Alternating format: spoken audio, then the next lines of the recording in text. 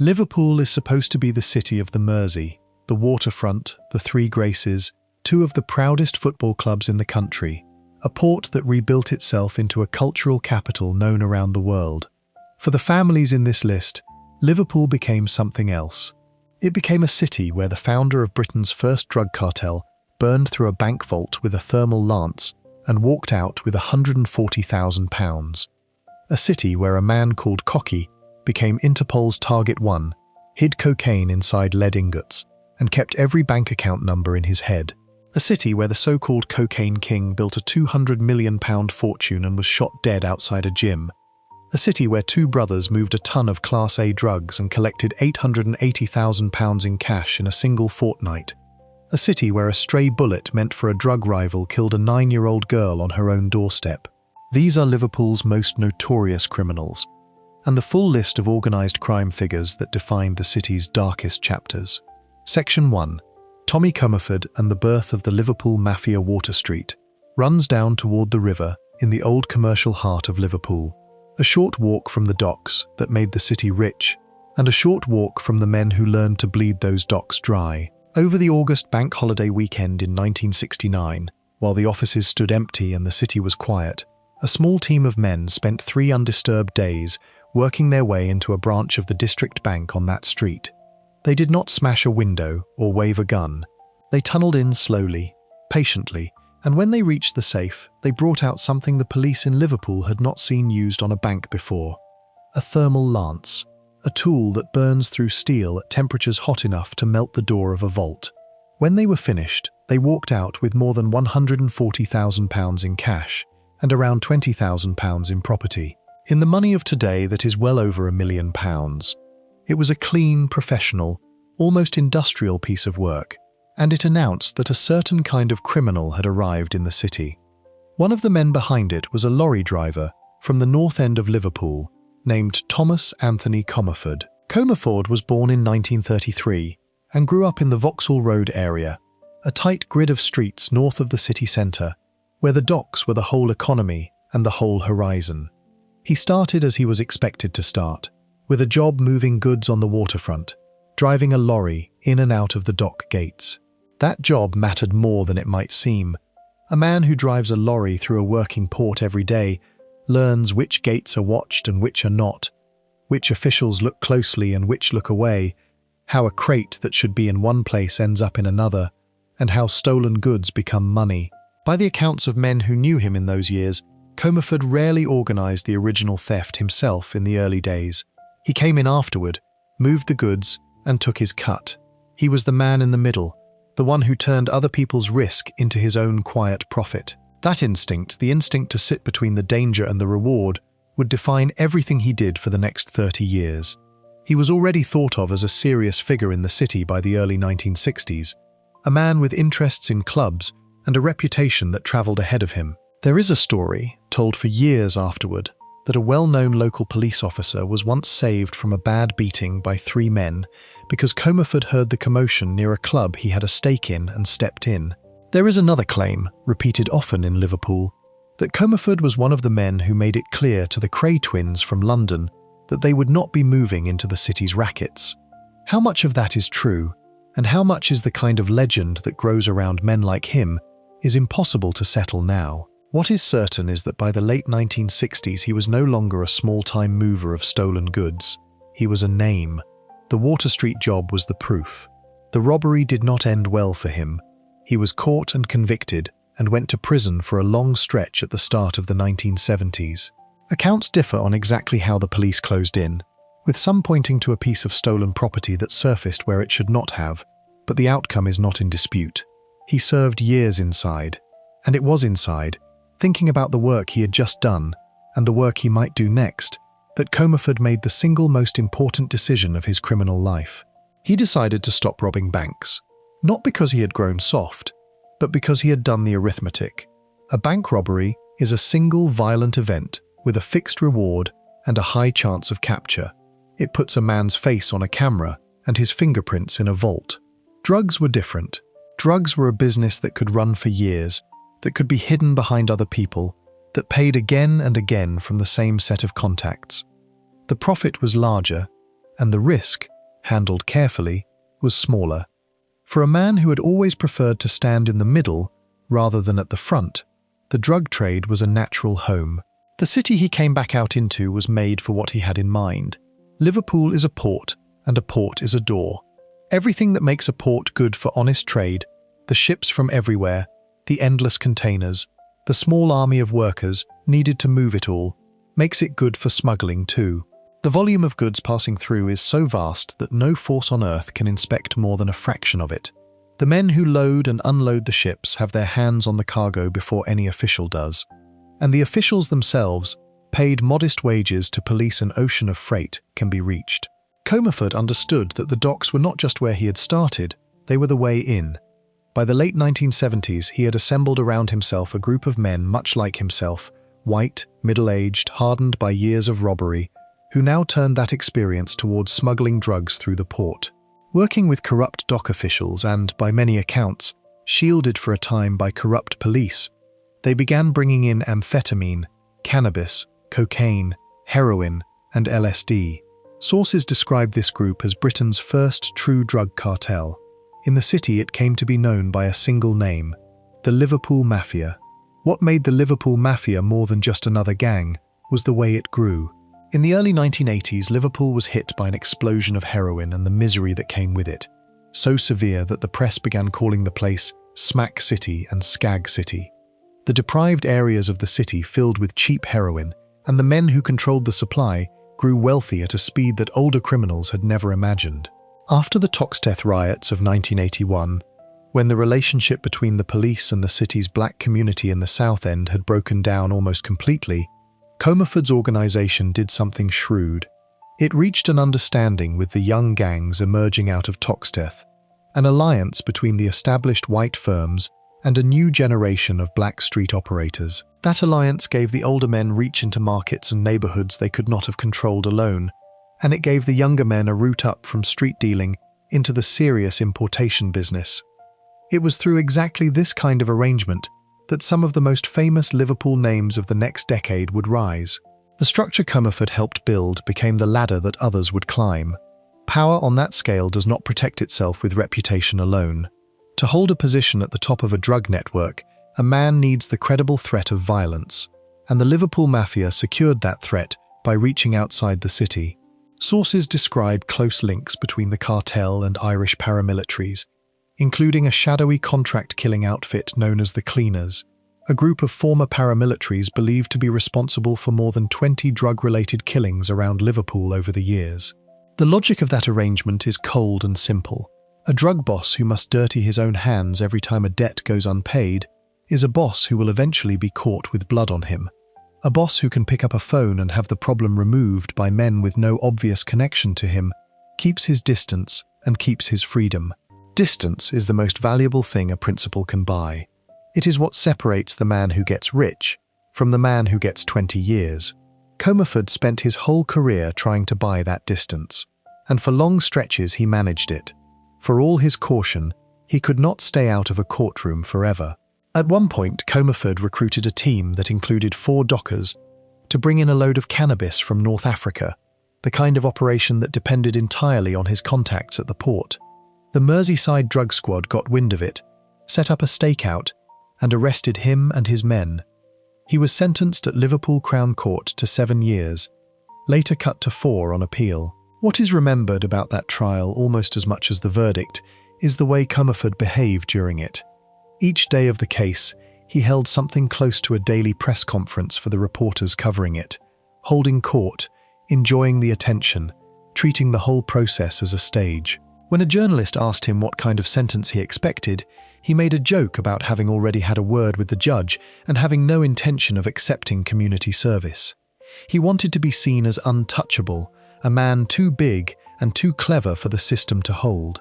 That hunger for the spotlight was, in the end, one of his weaknesses. The men who lasted longest in the Liverpool underworld were the quiet ones. Comerford could never quite manage to be quiet. The contradiction at the centre of his life was visible to anyone who looked. In 1983, he and his wife flew to New York and sailed home on a winter cruise aboard the Queen Elizabeth II, a trip that cost close to £5,000, at a time when that was a serious sum. He wore expensive suits and good watches, he was a regular at boxing dinners and at the Grand National, and he always seemed to have cash to hand. He kept a suite at a city centre hotel and used it to entertain visiting musicians, and, the management later realised with horror, to organise international drug deals. And yet on paper, to the council and to the benefits office, Tommy Comerford was a man of no means. He lived in a council flat. He drew regular benefit payments.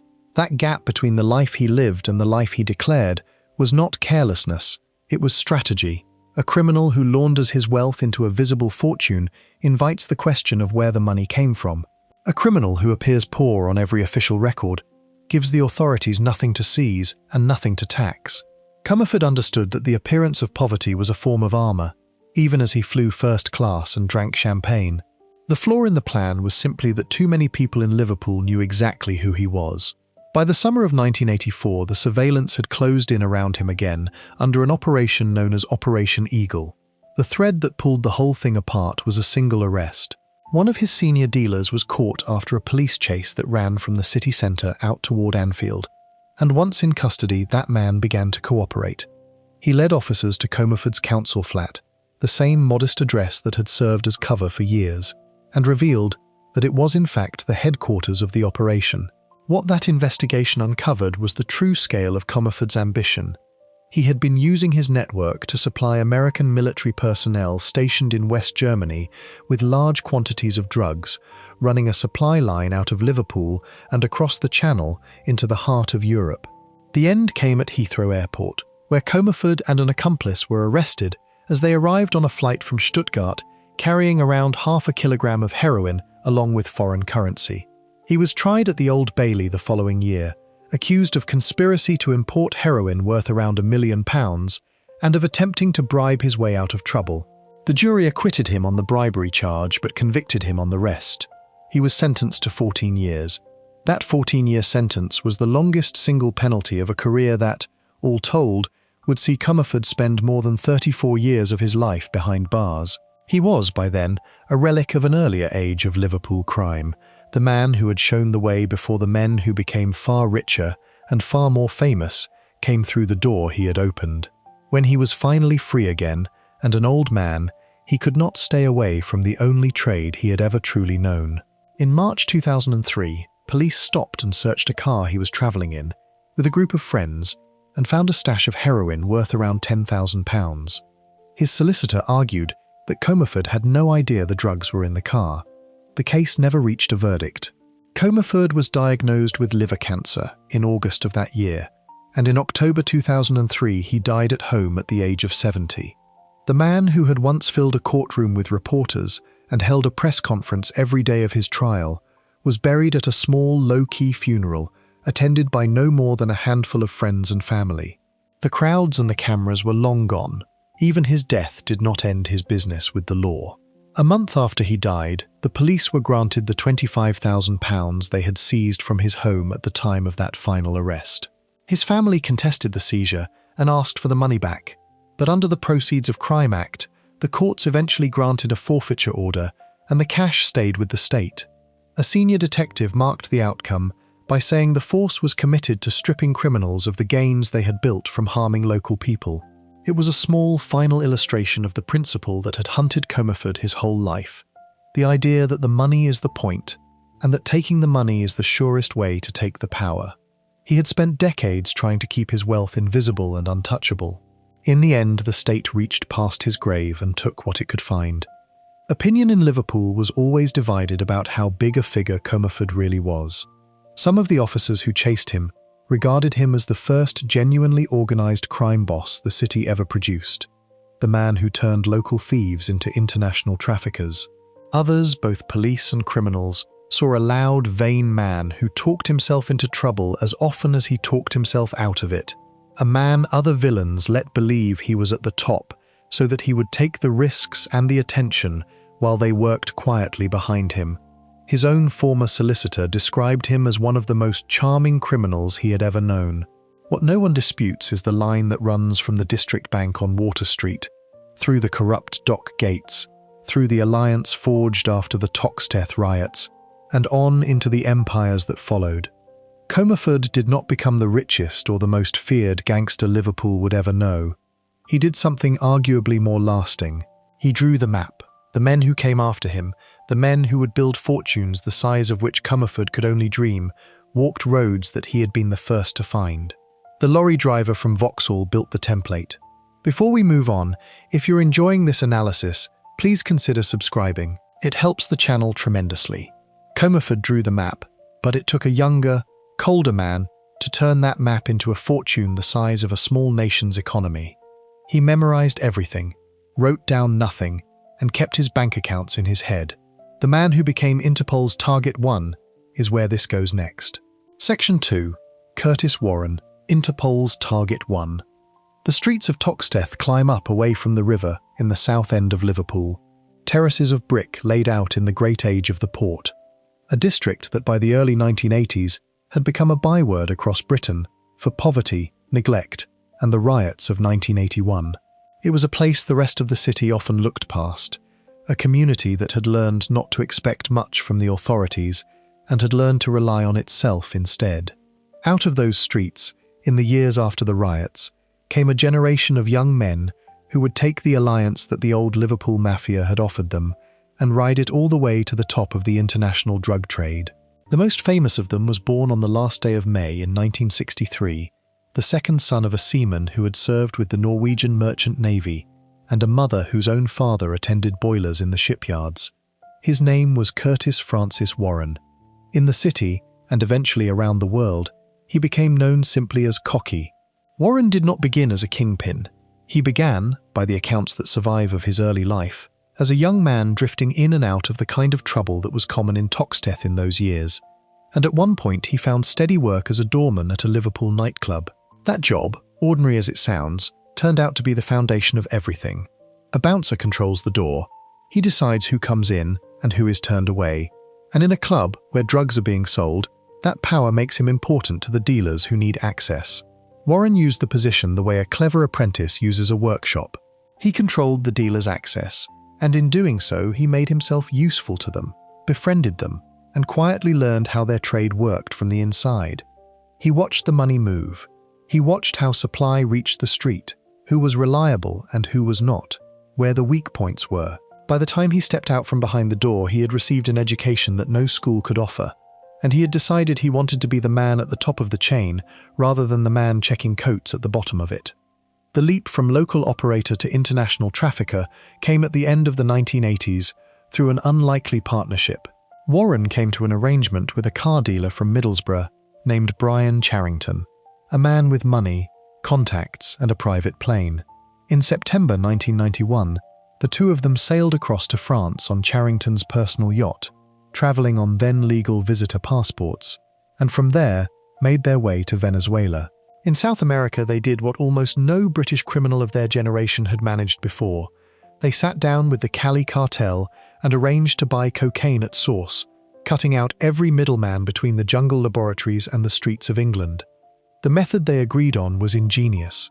The cocaine would be sealed inside steel boxes, and those steel boxes would be cast inside solid blocks of lead, ordinary-looking ingots of the kind that move through ports by the thousand. Lead blocks the X-rays that customs scanners rely on.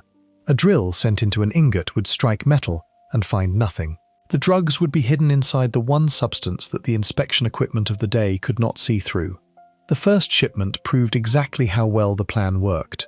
When it reached the United Kingdom, customs officers did cut open one of the ingots, but they did not find the steel box buried at its core, and so they let the consignment pass. By the time Dutch police informed their British counterparts that the drugs had been concealed inside the boxes, Charrington, Warren, and the cocaine had all vanished.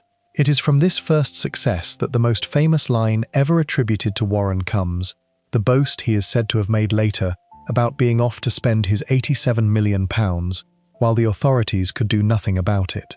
Whether or not he ever said those exact words, the principle behind them was real. He had moved a fortune in cocaine through one of the busiest ports in Europe, and the people whose job it was to stop him had held an ingot in their hands and let it go. A second shipment, larger than the first, was already on its way. This one weighed close to 907 kilograms, around 500 kilos of it cocaine, and sources put its value at somewhere around £80 million. What undid it was not better customs equipment, but a human grudge. A scrap metal dealer and underworld figure named Paul Grimes had lost his son to heroin and carried a deep hatred for the men who profited from the drug trade. When word reached him about the ingots through a member of Warren's circle, Grimes turned informer and told the authorities not only about the load that had already arrived, but about the far larger shipment still in transit. This time, customs did not rely on drills.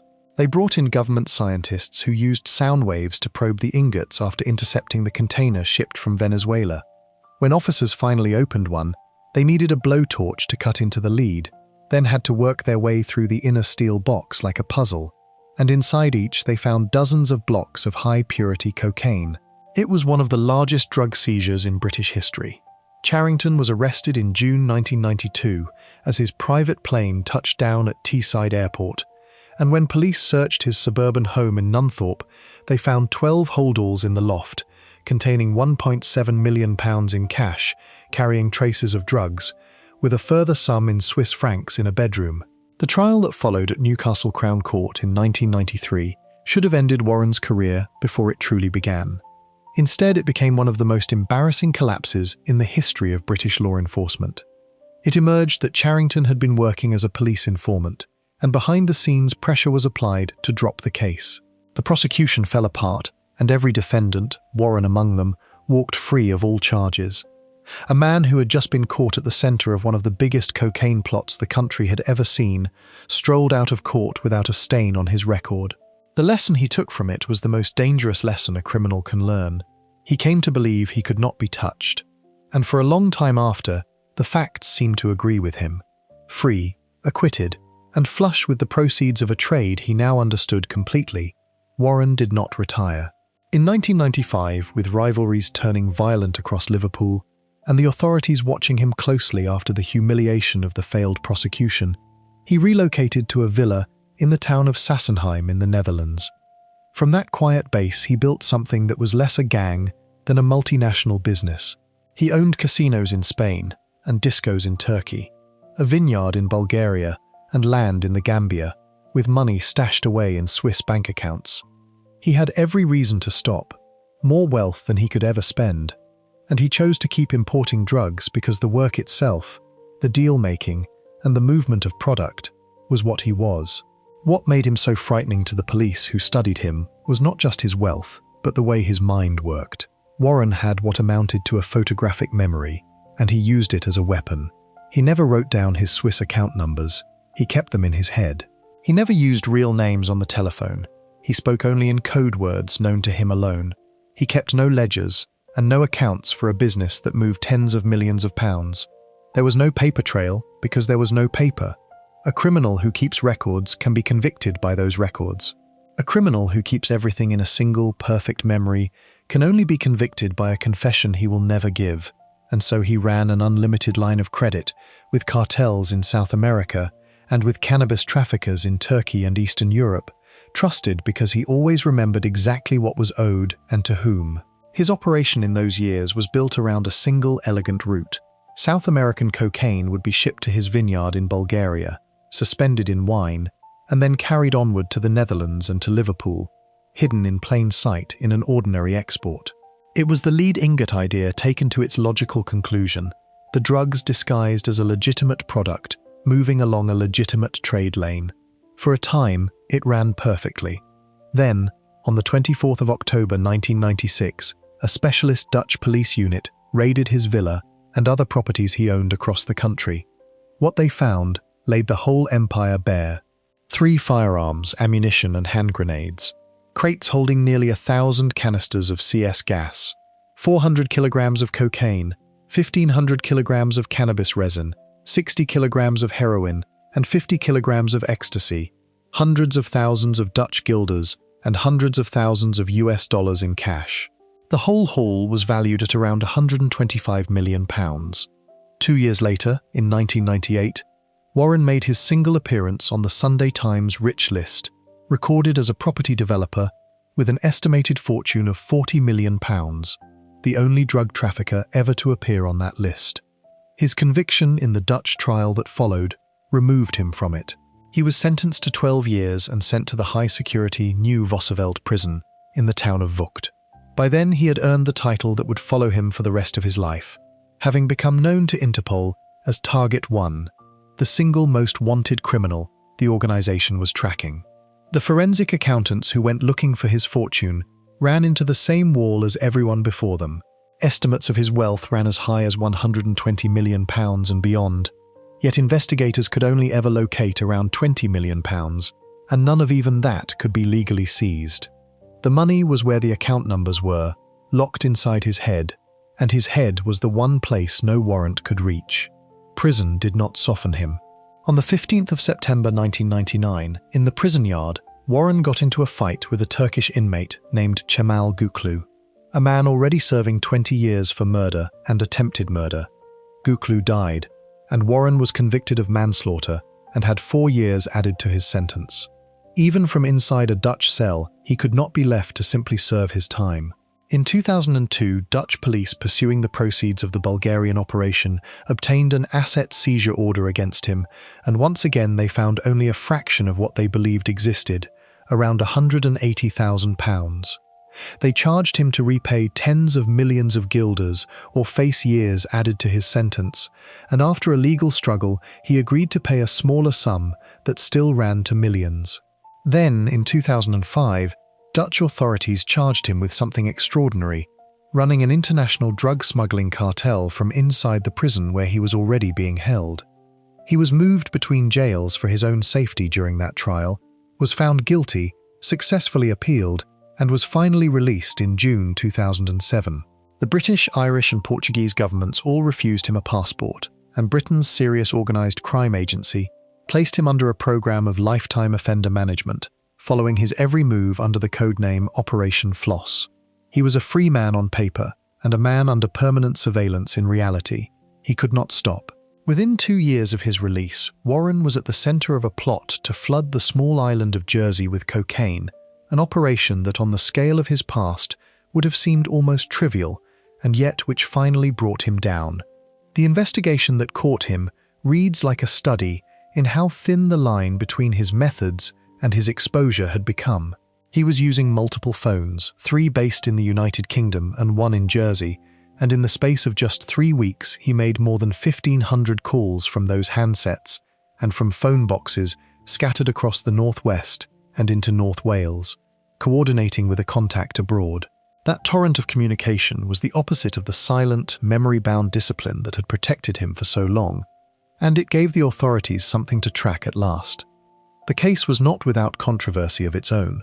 Jersey police bugged a hire car in a way that a judge later described as reprehensible and unlawful, having been refused permission to do so by French and Belgian authorities. But the conviction held. Warren was jailed in Jersey for the conspiracy, and in November 2013 he was hit with one of the largest confiscation orders ever made by a British court, ordered to pay £198 million or serve another decade behind bars. He did not pay. His lawyers maintained he had nothing, and so he stayed in prison long past the point at which he might otherwise have been freed, the price of refusing to surrender money that the state could never prove he still controlled. The years that followed reduced the legend to something smaller and stranger. In 2020, a prison officer was jailed for 2 years after having an intimate relationship with him, a reminder of the peculiar pull the man still exerted. In November 2022, Warren was at last released from prison, an old man now, decades removed from the villa in Sassenheim and the deals with the Cali cartel. His freedom came wrapped in restrictions. He lived under a serious crime prevention order that barred him from the very tools of his old trade, forbidding him from using encrypted apps and requiring him to declare any phone he used to the authorities. The no-paper genius of the 1990s now monitored down to his every device. In August 2024, he pleaded guilty at Liverpool Crown Court to 6 breaches of that order. The most wanted criminal Interpol ever tracked had become a man whose phones were checked. What makes Warren so important to the story of Liverpool is not the size of his fortune, vast as it was, but what he proved was possible. Tommy Comerford had shown that a Liverpool man could become an international trafficker. Warren showed that a Liverpool man could sit at the very top of the global cocaine trade, dealing directly with the cartels, owning property across continents, evading conviction through sheer discipline and an extraordinary memory. He demonstrated the value of distance, the protection of silence, and the power of keeping everything important in the one place the law cannot search. He also demonstrated the limits of all of it, because in the end, it was not a brilliant prosecution that caught him, but a flood of phone calls over a small consignment to a small island, the discipline of a lifetime abandoned for one more deal. The door that the old Liverpool mafia had opened after the Toxteth riots led, for Curtis Warren, all the way to the Sunday Times rich list and to a cell in Vught. He walked through it further than anyone before him. He simply could never find the way to stop walking. Before we move on, if you're enjoying this analysis, please consider subscribing. It helps the channel tremendously. Warren kept everything in his head and left no paper behind. The next pair tried something even bolder, a scheme that walked them out of an 18-year sentence in less than a year and reached all the way to a royal pardon, signed by a Home Secretary. The strangest file in the whole account follows. Section 3, John Haase, Paul Bennett and the Royal Pardon. Across the northwest of England and up into Scotland in the autumn of 1993, police and customs officers kept being led to hidden caches of weapons. A tip would come in, anonymous, precise, and officers would arrive at a lockup or a patch of waste ground or a quiet spot off a road and dig out exactly what they had been told would be there. Handguns, ammunition, in some cases explosives. Over a matter of weeks, more than 30 separate stashes were recovered this way, a remarkable run of intelligence that seemed to show someone deep inside the criminal world was feeding the authorities everything they had. To the officers pulling guns out of the ground, it looked like one of the great breaks in the fight against the firearms trade. It was, in fact, one of the most elaborate frauds ever worked on the British justice system, and the men behind it were sitting in prison cells waiting to be rewarded for it. Their names were John Haase and Paul Bennett. Haase was born in Liverpool in 1948 and came up the hard way, through the same world of theft and armed robbery that produced so many of the city's serious criminals in the decades after the war. By the time he reached his prime, he was running a firm known in the city as the Transit Mob, a crew built around bank robbery and the kind of organised violent acquisition that defined an older era of Liverpool crime. Bennett was his nephew, younger, and the two of them worked together, as family does in that world, bound by blood as well as by business. The advantage of a family firm is not sentiment, it is security. A man can betray a partner, but the cost of betraying an uncle or a nephew is paid in the currency of the family itself, and that raises the price of treachery high enough to make it rare. Uncle and nephew trusted each other in a way that two unrelated criminals rarely can, and that trust let them attempt things that a looser arrangement would never have survived. Like so many before them, Haase and Bennett made the move that the whole of Liverpool's underworld had been making since Comerford's day. They went from robbery into drugs. By the early 1990s, Haase was at the head of an international heroin operation, working with Turkish smugglers to bring the drug into the country in quantities large enough to change the market. Sources describe a network that imported well over 200 kilograms of heroin, so much that it pushed the wholesale price in the United Kingdom down from around £24,000 a kilo to around £20,000. That detail is worth pausing on because it tells the true scale of what they were doing. A single gang does not move the national price of a drug by selling a few packages. It moves the price by flooding the supply, by putting so much product into the system that the market itself bends under the weight of it. Haase and Bennett were not street dealers who had grown ambitious. They were wholesalers, operating at a level where their decisions were felt in the price every addict in the country paid. Their downfall, the first one, came through patience on the other side. British Customs and Excise had been running a long investigation, following a major heroin shipment worth around £18 million as it made its way toward Liverpool, part of a wider operation targeting a Turkish smuggler the investigators knew by the name Volkan. The thread led to Haase and Bennett, and in 1993 they were arrested. The case against them was strong, and the sentence reflected it. Each man was given 18 years for heroin smuggling. For most criminals, that would have been the end of the story, the better part of 2 decades disappearing into a cell, the firm broken. the money frozen. But Haase and Bennett were not most criminals, and from inside the prison system, they set in motion a scheme of breathtaking audacity, one that depended on understanding a single weakness in the law and exploiting it without mercy. The weakness was the system of rewards for informers. British justice has always offered something to the criminal who turns and helps the authorities, particularly the criminal who provides intelligence that takes guns off the street or breaks up a dangerous network. A judge can take such cooperation into account, and in rare cases the cooperation is valuable enough to justify extraordinary mercy. Haase and Bennett understood this perfectly, and they grasped the central flaw in it. The system was built to assess how valuable the information was. It was not built to ask whether the information was genuine in the first place. If a man could manufacture the appearance of priceless cooperation, the machinery would reward him for it without ever checking whether the cooperation was real. So that is precisely what they manufactured. Working through associates on the outside, the two men arranged for weapons and drugs to be deliberately stashed in locations they chose, and then they fed the authorities anonymous tips revealing where to look. The guns the police kept recovering across the northwest and Scotland that autumn were not the fruit of brave informing against rival criminals. They were props, planted by the very men who were claiming credit for exposing them. Sources describe at least 35 such caches set up and given away between September and November of 1993. Each recovery built the picture the schemers wanted built, the picture of two prisoners providing enormous and unique help to law enforcement, men whose information was saving lives by getting deadly weapons out of circulation. The genius of it, if that word can be used for something so cynical, was that the authorities had no reason to doubt what they were finding. The guns were real, the ammunition was real. The only thing that was false was the story of where it had come from, and that was the one thing nobody thought to question.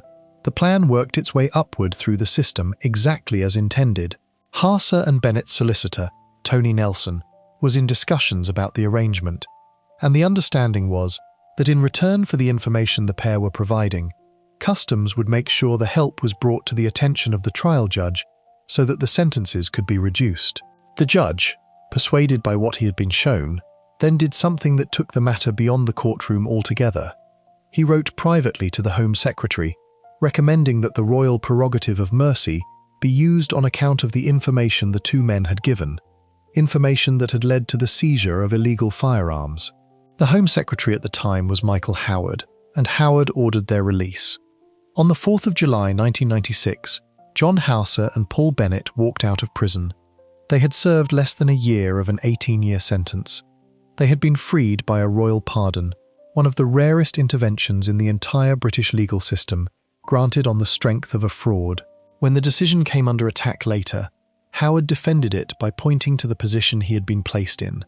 He said he could neither reveal nor overstate the risks that would flow from disclosing the details that had been put before the judge in confidence, save to say that the information had offered enormous and unique assistance to law enforcement. He maintained that he had no real alternative but to respond to the specific request of the trial judge, the man who had heard the evidence and concluded that the pardon was necessary in the interests of justice. There is no evidence that Howard acted improperly, and the official conclusion that came to be accepted is that the entire apparatus of the state, Customs, the prison service, the police, the judiciary, and the Home Office had been deceived by two clever and determined criminals. That is the charitable reading, and it may well be the true one, but it sat very uneasily in Liverpool, where the consequences were felt directly. The unease deepened with the emergence of an awkward connection. In 2003, it was widely reported that a drug dealer and associate of Haase and Bennett, named Simon Bakerman, who happened to be a cousin of Michael Howard and who openly boasted about that relationship, had received a payment of £400,000 from Haase. It was suggested in some quarters that the money may have been intended to be passed on. It must be stated plainly that there is no evidence any such money ever reached the politician, and no evidence that Howard acted in any inappropriate way whatsoever. The connection proved nothing, but its mere existence, the fact that a man freed by Howard's pardon had a financial dealing with Howard's own cousin, was enough to keep the whole affair alive as a source of suspicion and anger for years. It is the kind of detail that, fairly or not, makes ordinary people doubt that the system works the same for everyone. The man who would not let the matter rest was the Liverpool Member of Parliament Peter Kilfoyle. In March 2001, he secured a debate in the House of Commons and used it to lay the case out, focusing on the damage done to the people of Liverpool by allowing two major heroin smugglers back onto the streets after so short a time, and on the basis on which they had been released. Kilfoyle put the two possibilities before the House with painful honesty. Either the entire system had been duped, or there was at some stage some truth in the allegations that bribery had played a part. He said he did not want to believe the second possibility, that all his instincts told him it was not possible, and yet he found it difficult to believe that no one inside the system had smelled a rat in the way the gun stashes had been set up. His point cut to the heart of the scandal. The fraud was not subtle. 35 caches recovered on anonymous tips in the space of a few months should, to a suspicious mind, have looked too good to be true. The failure was not only that the criminals lied, it was that nobody senior enough stopped to ask the obvious question. The truth came out in the end, though it took more than a decade. The investigators eventually established that the gun finds had been staged, that Haase and Bennett had orchestrated the planting of the weapons themselves precisely so that they could be discovered and credited as informers. In 2008, the two men were brought to trial at Southwark Crown Court for conspiracy to pervert the course of justice. The evidence laid out the whole machinery of the deception, the fabricated caches, the coordination with associates to bury the weapons and then reveal them, the deliberate construction of false intelligence designed to mislead customs, the prison authorities, and ultimately the Home Secretary. The jury convicted them. John Haase was sentenced to 20 years and Paul Bennett to 22, more than 40 years between them for the lie that had bought their freedom in 1996. The men who had served less than a year for smuggling over 200 kilos of heroin now faced far longer for the crime of escaping the consequences of it.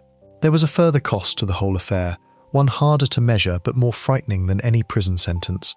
The guns Haase and Bennett had used to build their fraud were real firearms, and not every one of them was recovered and accounted for cleanly.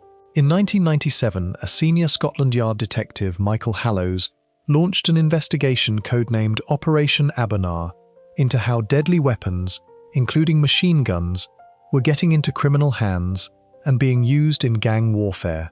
Years later, that former detective wrote that some of the weaponry connected to the scandal had never been recovered, and that machine guns from that period went on to be used in later high-profile killings. If that is correct, then the scheme did not simply waste police time and embarrass a government. It put guns into circulation or kept them there, and those guns did what guns do. A fraud designed to win freedom for two drug dealers may have armed killers who came after them. That is the kind of consequence that does not appear in a sentencing remark, but echoes through a city for years. Haase's story did not end with the 2008 conviction. He was released on license in June 2019. An old man by then, his nephew having also eventually come out, and even in his later years, he did not drift quietly into retirement. He was quickly recruited as an enforcer, the kind of figure other criminals call in to recover debts. His reputation, and his willingness to use fear, still valuable, long after his own empire had crumbled. There is something fitting in that final role. Haase had always understood that the real currency of his world was not heroin or cash, but the manipulation of force and fear, whether that meant frightening a debtor or staging a gun find to frighten a Home Secretary into mercy. He spent his career proving that the rules could be bent if you understood exactly where they were weakest, and his greatest success, the royal pardon, was also the seed of his greatest defeat. What the Haase and Bennett affair shows about Liverpool's underworld is something that the stories of pure traffickers like Warren do not. It shows that the gangs of the city did not only operate against the law. At their most sophisticated, they operated through the law, treating the justice system itself as a mechanism to be studied and exploited, finding the lever that opened the prison door and pulling it. Two men with no friends in high places and no legitimate claim to mercy managed from inside their cells to bend the entire apparatus of the British state to their will for the better part of 12 years. They did it with patience, with the cold understanding that the system measured the value of information but never its truth, and with the discipline of a family firm where the trust held long enough to bury the guns and keep the secret. They were caught in the end because the lie was simply too large to stay hidden forever. But for a time, two Liverpool heroin smugglers proved that the right deception, aimed at the right weakness, could be worth more than any quantity of cocaine in lead. It could be worth a royal pardon. Before we move on, if you're enjoying this analysis, please consider subscribing. It helps the channel tremendously. Haas and Bennett gamed the system to walk free. The next man never needed tricks. He built a fortune of £200 million dealing straight with the Colombians, and then he made one mistake that no amount of money could fix. The Cocaine King is next. Section 4. Colin Smith, the Cocaine King. Nell's gym sat on a council estate in Speke, in the far south of Liverpool, near the airport and the river, an ordinary place where ordinary people went to train. Just after 8 o'clock on the evening of the 13th of November 2007, a balding, middle-aged man in a faded Lacoste shirt stepped outside it toward his Ford Galaxy. He looked like any other local father heading home after a workout. A gunman walked up to him without hurry, drew a pump-action shotgun from beneath his jacket, and from close range fired at his head. The man died there, on the pavement, outside the gym, on the estate. To the people who lived nearby, he had been a neighbor. To the police, to the cartels of South America, and to the criminal networks of 3 continents, he was something else entirely. His name was Colin Smith, and he was known across the underworld as the Cocaine King, by many accounts, the second biggest drug dealer Britain has ever produced. To understand how a man in a faded shirt outside a gym in Speke had become one of the most important figures in the European cocaine trade, you have to understand what Smith had built and how quietly he had built it. He was an ally of Curtis Warren, a product of the same era and the same world, and like Warren he had taken the door that the old Liverpool mafia opened and walked through it onto the international stage.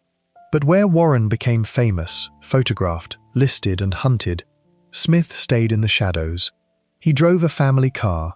He wore unremarkable clothes. He lived among the people he had grown up with, rather than retreating to a villa abroad. And while he did it, he amassed a personal fortune that sources estimate at a minimum of £200 million, masterminding the distribution of cocaine across Europe through direct contacts with the South American cartels. He was, in the truest sense, a wholesaler to a continent, the man who connected the men who grew and refined the drug to the men who sold it on the streets of half a dozen countries. The structure of his operation reveals the logic that made him so valuable and so vulnerable at the same time. Smith did not simply buy cocaine and sell it. He sat at a choke point in the supply chain, the point where enormous quantities of product crossed from the producers into the distribution networks of Europe. An established network of Liverpool gang members based in Amsterdam was tasked with handling the onward sale of the drug, and the Netherlands served, as it so often did for Liverpool criminals, as the logistical hub between the cartels and the market. Holding that position meant Smith was trusted with vast amounts of other people's product and other people's money. The cartels fronted him cocaine on the understanding that he would move it and pay what was owed. That trust was the foundation of everything. It was also a debt, and a debt of that size, owed to men who settle their accounts in blood, is the most dangerous thing a man can carry. The trouble that killed him grew out of a single transaction gone wrong. According to accounts that emerged after his death, a consignment of cocaine that Smith's organization was responsible for was lost, and the Colombians who had supplied it wanted to be paid for it. A meeting was arranged in Amsterdam between the South Americans and Smith's people. The Colombians made a specific demand. They wanted proof that the drugs had genuinely been seized by the authorities, rather than simply stolen and sold by the people meant to handle them. In the language of the trade, this proof is sometimes called a yellow pedal, a police charge sheet, or a newspaper cutting showing that the load had been confiscated. It is the receipt that protects an intermediary when product goes missing, the document that says the loss was real and not a betrayal. Smith could not produce one. From the supplier's point of view, that failure meant only one of two things. Either the drugs had been seized and Smith simply could not prove it, or Smith's organization had taken the cocaine and was now refusing to pay. To men who measure everything in trust and consequence, the absence of proof was as damning as guilt. A standoff developed between the two sides, and it turned deadly. By the accounts that reached investigators, the Colombians contracted a senior figure to come to the Netherlands and recover the debt, an emissary sent to lean on Smith's people and collect what was owed. That emissary was shot by Smith's firm. Whatever the precise truth of who fired first and why, the effect was catastrophic for Smith. He had not merely failed to pay a debt, his organization had killed the man sent to collect it. To the cartels, this was an intolerable insult from people they regarded as far beneath them in the hierarchy of the trade. A crew of scallies, as one underworld source put it, treating the South Americans with contempt. The response was inevitable.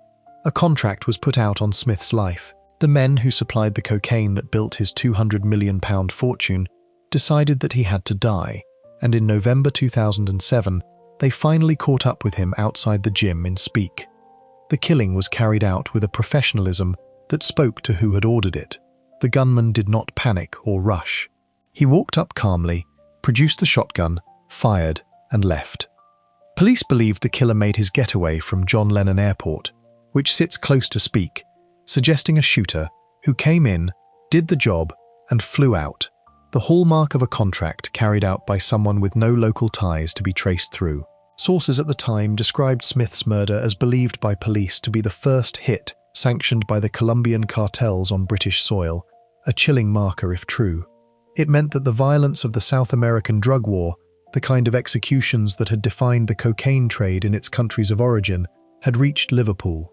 The cartels were no longer a distant supplier at the far end of a shipping route. They had reached into a council estate and killed a man on his own doorstep. No one has ever been charged with Colin Smith's murder. The execution was clean enough, and the wall of silence around it solid enough that the case remains unsolved. But the murder did not end the story. It set off a violent scramble for everything Smith had controlled. He had been the keystone of a vast distribution network, the man who held the relationships and the routes, and with him gone, there was a power vacuum at the very top of the European cocaine trade, the kind of vacuum that men kill to fill. In the aftermath, senior Liverpool criminals met to discuss the situation. One such meeting, held in late 2007, was recorded by police at the Marriott Hotel in South Liverpool, a venue popular with footballers and conveniently close to the airport. Those who knew of the meeting's agenda compared it to a gathering of mafia bosses, a summit of the city's top criminals trying to work out who would inherit Smith's empire. The police had been tipped off and were listening. The murder of one quiet man in a faded shirt had become an event that reorganized the leadership of organized crime across the region. The men who tried to step into Smith's place quickly discovered how much of his power had been personal and how little of it could simply be seized. In the period after the murder, the new figures attempting to lead the Liverpool networks flew out to the Costa del Sol, to Marbella, with the intention of laying down the law and taking over one of the most lucrative cocaine smuggling operations in the world. They were not welcomed. The well-established web of cocaine brokers and middlemen in Spain, Colombian, Spanish and Scouse, met them with silence and disdain. Smith's middlemen had no interest in dealing with the newcomers. The relationships that had made Smith so valuable did not transfer to whoever happened to claim his territory back in Liverpool. They had belonged to Smith, built over years of trust and proven reliability, and they died with him or scattered. There was even open conflict with a shadowy group of former Irish paramilitaries turned contract killers, the so-called cleaners, the same outfit linked to more than 20 drug-related assassinations around Merseyside, a reminder of how violently the spaces left by dead bosses tended to be contested. The case of Colin Smith illustrates a truth about the drug trade that the louder, more famous careers can obscure. The most successful traffickers are not always the most visible ones. Warren became a legend partly because he was caught, prosecuted, listed and pursued in the open, his name attached to spectacular trials. Smith built a fortune of comparable size while remaining almost invisible, a man whose own neighbors had no idea what he was, and his invisibility was a deliberate and effective strategy. He did not provoke the attention that brings prosecution. He did not flaunt his wealth in a way that demanded explanation. He kept driving the family car and wearing the faded shirts, and for years it worked, because the thing that ultimately ends most great criminal careers, the relentless attention of the state, never settled on him with full force. The irony of his death is that the danger he failed to manage was not the police at all, it was his own suppliers. That is the deeper lesson buried in the murder outside Nell's gym. Every intermediary in the drug trade lives on trust extended in both directions. Trust from the cartels above and from the distributors below, and that trust is secured by the ability to account for every kilo and every pound. The system has no mercy for ambiguity. When a load goes missing and cannot be proven seized, there is no benefit of the doubt because the whole trade runs on the certainty that debts are real and will be honored. Smith spent his career managing relationships across continents, holding the trust of some of the most dangerous criminal organizations on Earth. And the moment he could not produce a single piece of paper proving a loss was genuine, the entire foundation collapsed. The fortune did not protect him. The low profile did not protect him. The £200 million was, in the end, just the size of the debt that could get a man killed. He had built a position at the very center of the trade, and the center is precisely the place where, when something goes wrong, all the pressure converges. His death also marked a turning point for the city itself, a moment when the international violence of the cocaine trade arrived fully in Liverpool. The men who had hunted Warren and the others had always understood that Liverpool's criminals were plugged into the global drug economy. Smith's murder showed that they were plugged into its dangers as well as its profits, that a dispute settled in Amsterdam could end with a contract killing on a council estate in Speke, that the cartels would reach across an ocean to enforce a debt. The shockwaves, as sources described them at the time, ran through the international cocaine networks and continued to destabilize the trade long after the gunman flew out of John Lennon Airport. A balding man in a faded shirt, the second biggest drug dealer the country had ever produced, died in the place he came from, killed by the people who had made him rich, and no one was ever made to answer for it. That is what it meant to be the cocaine king. The crown was made of other men's trust, and the moment it slipped, it cost him his life. Before we move on, if you're enjoying this analysis, please consider subscribing. It helps the channel tremendously. Smith's killing showed how a debt could end a life, but at least it was settled between men of the trade. The next chapter is about a feud that spilled into the open, a name that became shorthand for Liverpool's gun wars, and a family whose story spans 2 generations. The Ungis are next. Section 5. The Ungi family and the war that changed a city. North Hill Street cuts through the south of Liverpool, in the streets between Toxteth and the Dingle, where the terraces run down toward the river, and where, on a spring evening, people were coming home from work and children were still out playing. It was around 20 to 6 on Monday the 1st of May 1995, a bank holiday, and a 36-year-old man was driving along the street in his VW Passat. A black VW Golf GTI pulled up in front of him, blocking the road. A man got out, walked to the car, and opened fire with an automatic weapon. The driver was hit and killed where he sat. He was a former amateur boxing champion, a Golden Gloves winner, an unemployed used car dealer, and a father of 3, a popular figure in the community he had grown up in. His name was David Ungi, and his death set off the most intense period of gun violence the city had ever seen, a wave of shootings that forced the police of Liverpool to arm themselves and changed the character of the local underworld for good. What makes the Ungi story different from the careers of the great traffickers is that David Ungi was not a drug baron in the mold of Warren or Smith. He was a hard man, a respected figure with a reputation built on his fists rather than on tons of cocaine, and the dispute that killed him was, by the standards of the fortunes being made elsewhere in the city, almost absurdly small. The trouble centred on a bar in the Aigburth area of South Liverpool called Cheers. According to the account that emerged in the years afterward, the family of a well-known local hardman named Johnny Phillips wanted to take over the running of the bar, while the Ungis were among those who used it and regarded it as theirs. In March 1995, Phillips went to Cheers and barred David Ungi and other members of his family from drinking there. That single act of disrespect, in a world where respect is the only real currency, lit the fuse. A confrontation followed, and then the matter was supposed to be settled the old way. Phillips made contact and asked for a straightener, a bare-knuckle fight to sort the dispute out between the 2 men. This was the traditional method, the way Liverpool's hard men had resolved their quarrels for generations. a fistfight in a side street watched by both sides, with the outcome accepted and the matter closed.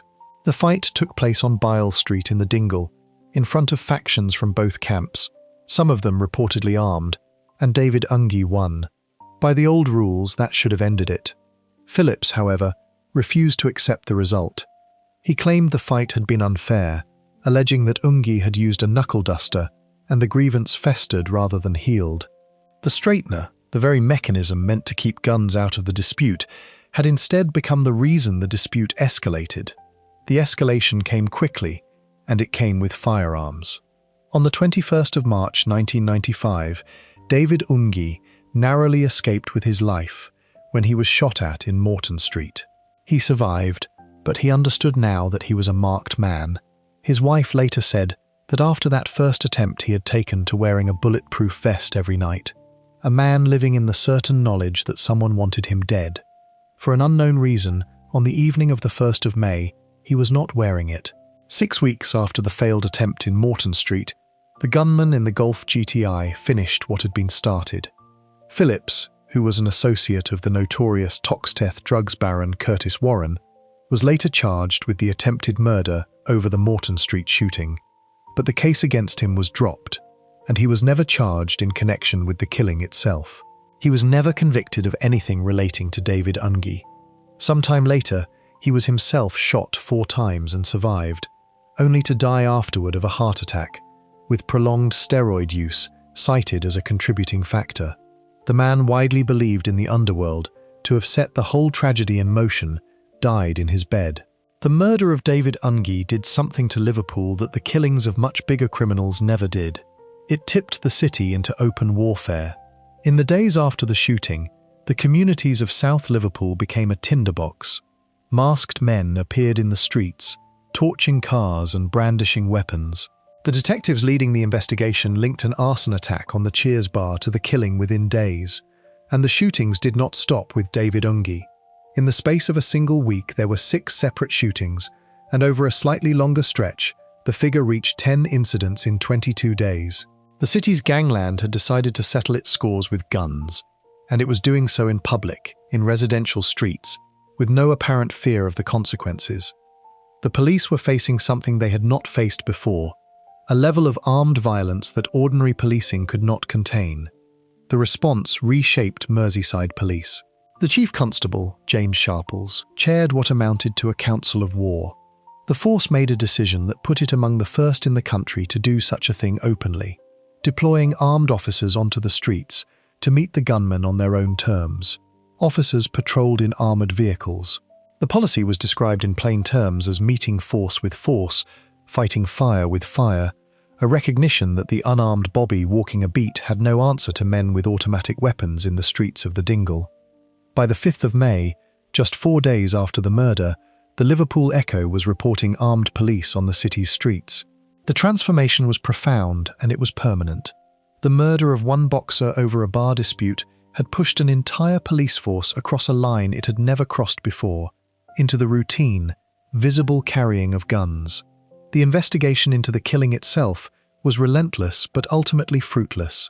The senior officer leading the murder hunt, Detective Superintendent Roger Corker, took the unusual step of sending 1,000 personally signed leaflets to homes near the scene, appealing directly to residents to help him stop what he called the armed madness. The community he was appealing to, however, was caught between fear and the deep-rooted code against informing that ran through Liverpool's working-class districts. People who had memories of the shooting did not want to speak. Even decades later, those who were in Toxteth and the Dingle at the time would not comment on what they remembered. A suspect named Barry O'Rourke was identified at one stage, but no one was ever convicted. The murder of David Ungi remains officially unsolved, an open investigation that Merseyside police have said over the years they have never abandoned. The man whose death changed how the city was policed lies in a case file that has never been closed.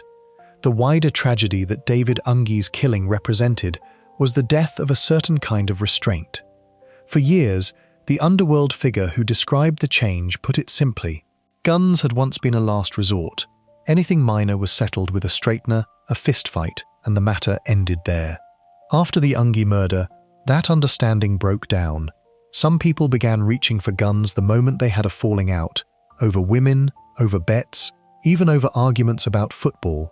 The dispute that killed David Ungi was not the first gangland gun murder in Liverpool, and shootings were nothing new to the local scene. What made it a watershed was the smallness of the cause set against the scale of the violence it unleashed. Rival factions had settled a relatively minor quarrel with automatic weapons, and then plunged the city into a week of retaliatory shootings. Once that threshold had been crossed, it stayed crossed. The genie, as the city learned, does not go back into the bottle. The name Ungi did not vanish from Liverpool with David's death. It returned, a generation later, attached to his son and to another young man shot dead in a South Liverpool street. On the 14th of July 2015, an 18-year-old named Vincent Waddington, known to everyone as Vinny, was the pillion passenger on a motorbike travelling along Banks Road in Garston. An Audi car struck the bike, knocking it down, and one of three men inside the car fired a shotgun out of the passenger window, hitting Vinny in the chest. He managed to run a short distance before he collapsed and died. The rider of the bike, a 21-year-old named Francis Humphreys, was wounded by the same blast but survived. It was a brutal killing of a teenager in the open street, and it carried a grim echo of the violence that had taken David Ungi 20 years earlier.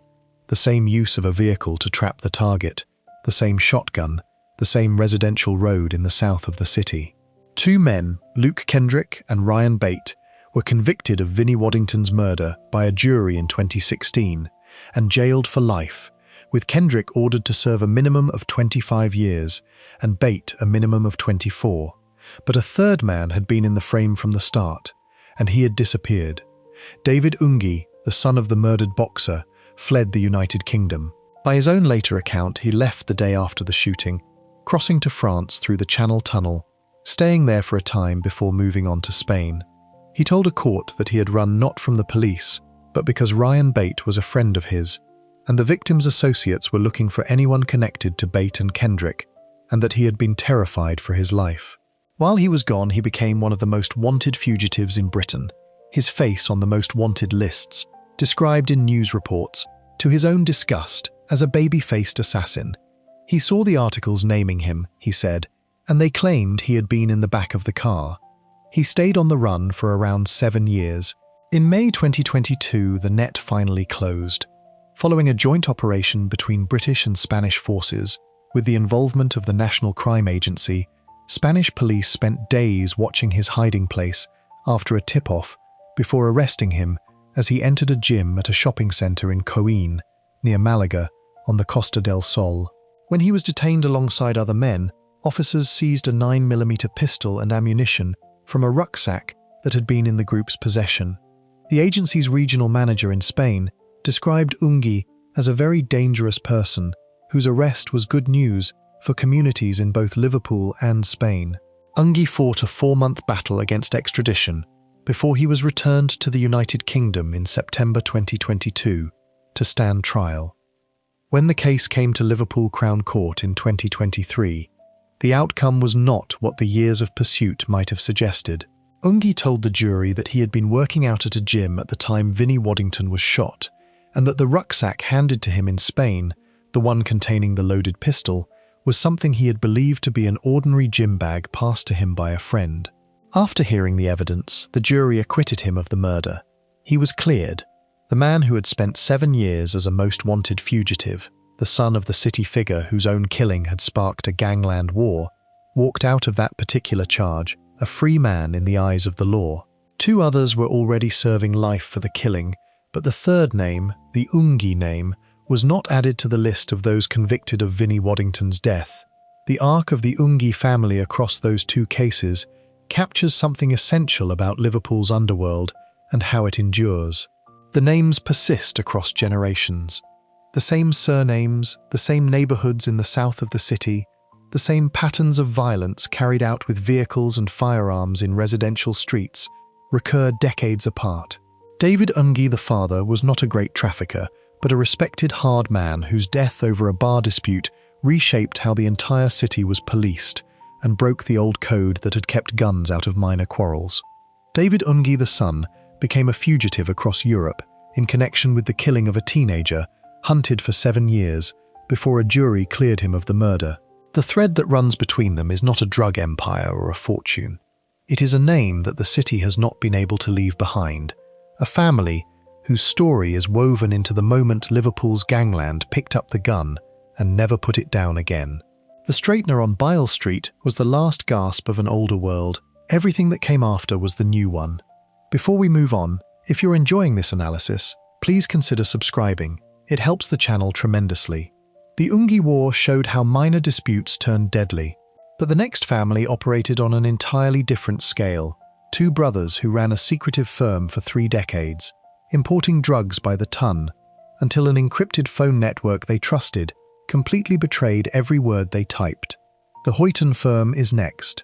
Section 6. The Coggins brothers and the Hoyton firm. Hoyton sits on the eastern edge of Liverpool, in the borough of Knowsley, a sprawl of post-war housing and quiet residential roads that looks like 1,000 other suburbs across the north of England. Stockbridge Village, where 2 brothers grew up, is the kind of estate the rest of the country never has cause to think about. There are no villas here, no waterfront apartments, none of the visible signs of wealth that draw the eye and the suspicion. And that, more than anything, is the point. For roughly 30 years, from these ordinary streets, 2 brothers ran what came to be regarded as one of the most powerful and most secretive criminal organizations in the United Kingdom, a firm that flooded the country with cocaine and heroin while remaining, until almost the very end, unknown to the public and frustratingly out of reach of the law. Their names were Vincent and Francis Coggins, and the operation they built was known as the Hoyton firm. The Hoyton firm rose at exactly the right moment. It was founded in the 1990s, and it grew into its power by filling a vacuum. When Curtis Warren and his associates were finally jailed, and when Colin Smith was executed outside the gym in Speke, there was suddenly a gap at the very top of Liverpool's drug trade, a space where the old kings had been. The Coggins brothers stepped into it. They built a network that was internationally active, present in the same circles as the significant criminal factions of Europe, with connections reaching toward Ireland, Russia, and North Africa. A senior Merseyside detective would later say that the brothers operated on a different level entirely from mainstream Merseyside criminals, and the National Crime Agency, Britain's nearest equivalent to the FBI, spent more than 20 years trying to convict them. For 2 decades, the firm absorbed everything law enforcement threw at it and kept running. The reason for that endurance was the same reason that protected Warren before them. The men at the top kept their distance, and they kept their communications hidden. The firm divided its labor between the brothers in a way that maximized both reach and safety. Francis Coggins based himself in the Netherlands, the logistical heart of the European drug trade, and from there he organized the importation of wholesale, multi-kilogram quantities of cocaine and heroin into the United Kingdom. Vincent ran the operation on the ground at home, managing distribution, debts and discipline across Merseyside and beyond. The arrangement was deliberate and it was clever. By placing one brother abroad at the source end of the supply chain and keeping the other at home at the distribution end, the family kept the most senior figures physically separated from the product and from each other, with the trust between blood relatives holding the whole structure together across an international distance. It is the same principle that protected the older firms. The further the principal stands from the drugs and the cash, the harder it is to put the drugs and the cash in his hands in a courtroom. The scale of what they moved becomes clear in the figures that eventually came out in court. In a single concentrated period in the spring and early summer of 2020, the Hoyton firm supplied around 350 kilograms of drugs in just 3 months. The cash that flowed back was staggering. In one 2-week stretch alone, the organization collected around £880,000 in cash. Francis Coggins arranged the importation, over a window running from the 1st of March to the 17th of June 2020, of more than a ton of Class A drugs, with a minimum wholesale value exceeding £16 million and an expected purity of around 55%. The method was as mundane as the estate the brothers came from. The cocaine and heroin were shipped from mainland Europe to North Wales, hidden inside parcels moving through an ordinary commercial courier network. Drugs concealed as everyday packages, flowing along the same delivery routes as Christmas presents and online shopping, almost daily, under the direction of a man living quietly in a Dutch coastal town. When the judge later passed sentence, he noted that Francis had described the importation as his own enterprise, that the drugs were under his control, and that he had clear expectations of substantial financial gain. The firm's reputation, however, did not rest on logistics alone. It rested on violence, and on the certainty in the underworld that the Coggins brothers would use it. A former deputy director of investigations at the National Crime Agency described their willingness to resort to violence as placing them in the upper tiers of organised crime in the country. That willingness had been on display for years. In 2009, the Hoyton firm paid a local gang led by two men named Kirk Bradley and Tony Downs to attack people associated with a trial at Liverpool Crown Court, an act aimed at the heart of the justice system itself. In 2010, the firm dispatched a heavily armed team to Amsterdam to assassinate a rival connected to a Speak-based gang. That plot was thwarted only because Merseyside police tipped off the Dutch authorities, who arrested the men and discovered a cache of military-grade weapons, including assault rifles fitted with silencers. The intervention, intelligence officers believed, likely prevented a string of killings tied to the Liverpool gang war. And in 2013, the agency struck a serious blow to the firm by seizing 400 kilograms of cocaine, valued at around £90 million, concealed in a shipment of Argentinian beef at Tilbury Docks. The firm dealt in tons, in millions, in assassination plots that crossed borders. It was not a street gang, it was an industrial enterprise built on fear. The thing that finally brought the Hoyton firm down was not a clever undercover operation or a brave informer. It was a betrayal of the technology the brothers trusted most. For years, the most serious organised crime groups in Europe had communicated through an encrypted phone network called EncroChat, a system widely believed by criminals to be completely impenetrable, a place where they could discuss imports, debts, and murders in the certain belief that no one was listening. They were wrong. In 2020, French and Dutch authorities succeeded in hacking into the network and reading the messages flowing across it in real time. They retrieved the data and shared it with the National Crime Agency, which in turn shared it with detectives at the Northwest Regional Organised Crime Unit. The criminals using EncroChat had no idea. They kept typing, kept planning, kept incriminating themselves, while the people they most feared read every word. The national investigation into the criminal use of EncroChat was called Operation Venetic, the biggest law enforcement operation in British history. The strand of it that targeted the Coggins network was called Operation Sub-Zero. What the detectives read in those messages was a crime in progress, and it began with a robbery. On the 23rd of May 2020, one of the Huyton firm's stash houses, on Croxdale Road West in Huyton, was raided. A man approached the property posing as a delivery driver, and behind him came others who forced their way in, attacked a father and son inside with a machete, and made off with around 30 kilograms of cocaine worth more than £1 million. To the Coggins brothers, this was an intolerable theft, and Vincent took the lead in hunting down those responsible. The messages laid his fury bare. Communicating under an EncroChat handle, Vincent told an associate that his head had gone, that he had the man he blamed banged to rights, and that he was going to kill him and his whole firm regardless of whether the money was returned. One of his associates, using another handle, asked whether Vincent wanted him to buy a gun. Vincent replied that he had just bought a load more, that they were already well supplied with weapons. The detectives reading this understood that they were watching a man assemble the means and the intent to commit multiple murders, and they began to map his network and his targets. Vincent's pursuit of vengeance, however, fell on innocent people. He wrongly suspected men who had nothing to do with the robbery, and he turned the firm's machinery of intimidation against them. He issued threats. He ordered associates to track the supposed culprits down. And then the firm did something that shows how naked extortion sat at the center of its power. A man named Brian Maxwell Sr., whose son Vincent's group had come to suspect, despite the son having no role in the robbery, negotiated with Vincent for his child's safety. Under that pressure, Maxwell Sr. signed over his own home and some land, property worth more than £1 million, the exact value of the stolen drugs, in exchange for his son being left alone. A father gave up everything he owned to buy his son's life from men who had decided, on no real evidence, that the boy was a thief.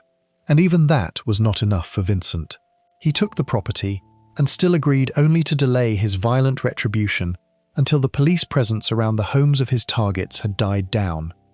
The detectives, watching all of this unfold, moved to protect the people in danger, serving threat-to-life notices and disruption warnings that unsettled the gang and forced it to hold off. The end came when EncroChat itself collapsed. On the 13th of June 2020, the network's administrators sent a message to every user warning that the system had been compromised and instructing them to turn off and destroy their devices. The criminals finally understood that they had been exposed. For the detectives, the warning was a starting gun. They moved immediately into the arrest phase before the gang could act on its murderous plans or vanish. On the 16th of June 2020, Merseyside police carried out coordinated warrants across Liverpool and Knowsley, arresting Vincent Coggins and his closest associates before they had a chance to carry out the killings they had been planning. The men who had spent decades operating beyond the reach of the law were taken in a single morning, undone by the messages they had typed, in the belief that no one could ever read them. The sentences reflected the scale of the organization. Vincent Coggins was sentenced to 28 years in early 2024 for his role in the drug conspiracy and the blackmail. An associate, Robert Jarvis, was jailed for 25 years after a trial for conspiracy to supply Class A drugs and blackmail. Others in the network received long sentences of their own, and across the whole investigation, when the various strands were added together, the total sentencing for Operation Sub-Zero passed 170 years. Yet for all of that, the man at the very top of the family, Francis Coggins, was not among those arrested in June 2020. He was already in the Netherlands, and when the firm fell, he stayed there, he went on the run, and he remained free for 5 years, while his brother sat in an English cell. How Francis was finally caught is a small, almost human ending to a story of industrial-scale crime. He had been living in the Dutch coastal town of Zandvoort, coordinating his sophisticated importation operation from the quiet of a seaside resort. In the spring of 2025, his cover was blown not by surveillance or intelligence but by his own drinking. Dutch police were called to a residential street where a man had been found collapsed outside a property, drunk and disorderly. That man was Francis Coggins. The arrest for being drunk in the street unravelled the 5-year disappearance of one of Britain's most wanted criminals. He made his first appearance at a court in Amsterdam in June 2025 to begin extradition proceedings, consented to his return, and was brought back to the United Kingdom in late August. In September, he pleaded guilty to a series of drugs charges. On the 27th of November 2025, at Liverpool Crown Court, appearing by video link from prison in a grey prison-issue sweatshirt and glasses, Francis Coggins was sentenced to 18 years. Sentencing him, the judge said he had been a leading figure in each of the conspiracies, that this was not disputed, that the operation had been sophisticated and the quantities enormous, and that his role sat firmly in the leading category, comparable to that of his brother. Francis, supported in the courtroom by a large number of family members, is said to have simply muttered his thanks after hearing the term. He had joined his brother behind bars at last. The dismantling of the Hoyton firm represents the single most significant blow ever struck against organised crime in the city, and it carries a lesson that runs through this whole story. The brothers had survived for 30 years on the two principles that protected every great Liverpool firm before them: distance and secrecy. They kept the senior man abroad and the drugs at arm's length. They communicated only on a network they believed was beyond the reach of any government, and both protections failed at once. The secrecy failed because the impenetrable network was penetrated, turning their own private words into the evidence that convicted them. The distance failed because, in the end, even a brother living quietly in a Dutch resort can be found collapsed in a street and sent home. One figure connected to the case, a man named Francis Parker, remains wanted, believed to be somewhere in Holland or Spain, the last loose thread of a firm that once seemed untouchable. But the two brothers who ran it for 3 decades are both now in prison, and the network they built, the one the National Crime Agency chased for more than 20 years, is gone. It took a hacked phone and a drunken collapse to end what no ordinary investigation ever could. Before we move on, if you're enjoying this analysis, please consider subscribing. It helps the channel tremendously. The Hoyton firm fell because of the robbery on Croxdale Road West, but the men who carried that robbery out are still to come. They posed as a delivery driver, took a machete to a father and son, and walked off with 30 kilos of cocaine. Their story is the one that follows. Section 7. The Cox family and the Stash House robbery. A delivery driver is the most invisible figure on any residential street. He arrives, he knocks. A door opens because doors open for delivery drivers, and a few seconds later he is gone and forgotten. On the 23rd of May 2020, on Croxdale Road West in Hoyton, a man walked up to a house carrying himself like exactly that. A man with a parcel, someone to be let in without a second thought. The house was a stash house belonging to the Hoyton firm, and inside it was around 30 kilograms of cocaine worth more than £1 million. The moment the door opened, the act ended. Behind the man posing as the delivery driver came others, and they forced their way in, attacked the father and son who were inside with a machete, and left with the drugs. It was a fast, brutal, well-planned robbery of one organised crime group by another, and the men who carried it out were not strangers to the trade. They were a Salford-based crime family who supplied cocaine and cannabis across the northwest of England. They were the Cox brothers. The Cox organised crime family was led by 3 brothers, Jason, Craig and Lee Cox, and it operated as a wholesale drug supply business in its own right, moving Class A and Class B drugs to distributors and dealers throughout the northwest, who would in turn sell to users.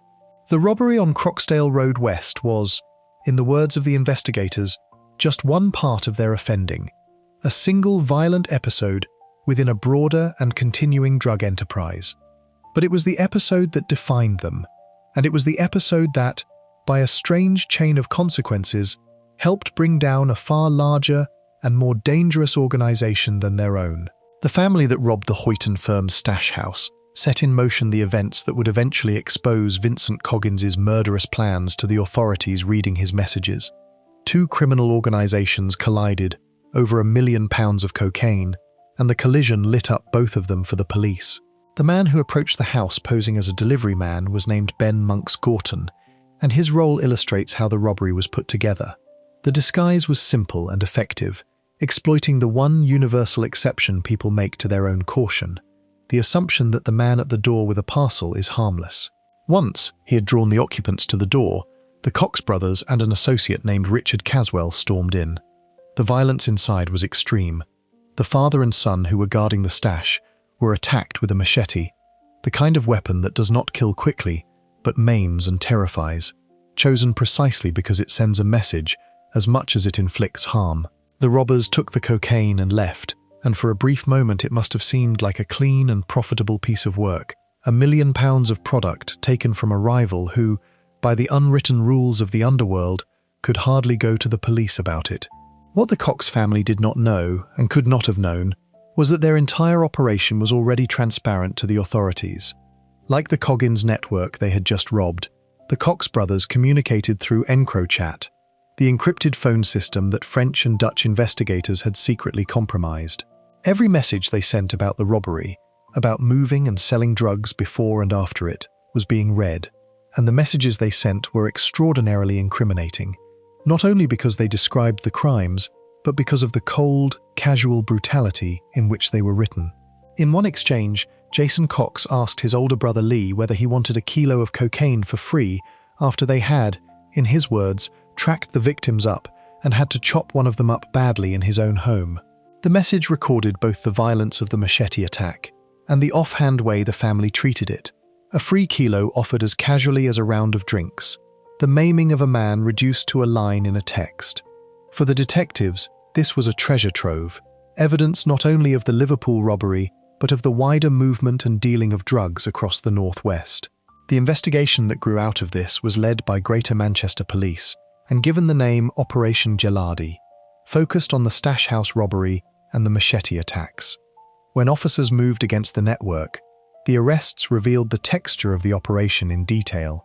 Police attending a flat in Fallowfield decided to search the property of an associate named Michael Nevin and found him hiding in the cellar, an iPhone in one hand and an EncroChat device in the other, the two phones that defined his double life held in his two hands at the moment of his capture. Officers seized over £28,000 in cash from him, a bag of cannabis, scales carrying the residue of Class A drugs, and handwritten notes listing the amounts owed by drug customers, the ledger of a dealer written out by hand. Later the same day, a search of a storage unit in Bury recovered a further £30,000 worth of cocaine, which proved to be part of the very quantity stolen in the Liverpool robbery. The stolen product was being tracked back through the network that had taken it. The arrests came in waves. Craig Cox was the only one of the brothers present when officers struck at his home in Weast, and he was arrested on suspicion of drug offences, though he had already messaged some of the gang on EncroChat that he would smash his handset up, an instinct that came too late to matter since the network had already been read. Caswell, Nevin and Monks Gorton were taken in over the following weeks. Monks Gorton undone in part by a forensic hit. His DNA recovered from a discarded surgical mask left at the scene of the Liverpool robbery, the mask that was meant to hide his identity, instead preserving it. A cannabis dealer named Jack Brownsill was tracked down and arrested some 9 months later, and two of the brothers, Jason and Lee Cox, had fled abroad. They were located in the Spanish town of Alicante and extradited back to the United Kingdom in 2021. The family that had moved through the Northwest with such confidence was dismantled piece by piece, each member pulled back into the system by the evidence they had typed into a phone they trusted. The sentences handed down in August 2023 were substantial, and they distinguished carefully between the roles each man had played. Jason Cox, who had taken part in the raid, was sentenced to 14 years and 8 months after admitting conspiracy to supply cocaine and cannabis, conspiracy to possess criminal property, and conspiracy to commit robbery. Craig Cox received 13 years and 6 months for the same conspiracies, along with admitting 2 breaches of a serious crime prevention order, a sentence later reduced to 11 years on appeal. Lee Cox, the older brother who had not taken part in the raid itself, but who was part of the family's drug supply, was sentenced to 8 years for conspiracy to supply cocaine and cannabis, and conspiracy to possess criminal property. Richard Caswell received 7 years for his part in the supply of cocaine and heroin and the robbery. Monks Gorton, the false delivery man, had been jailed for 6 years in 2022 after admitting conspiracy to commit robbery. Nevin received 9 years and 9 months, and Brownsill, the cannabis dealer who had contested the charges and been convicted by a jury, was given a sentence of his own. The men involved would have to serve a minimum of 2/3 of their terms because of the severity of the offending. The story did not end with the prison sentences because the state pursued the money as relentlessly as it had pursued the men.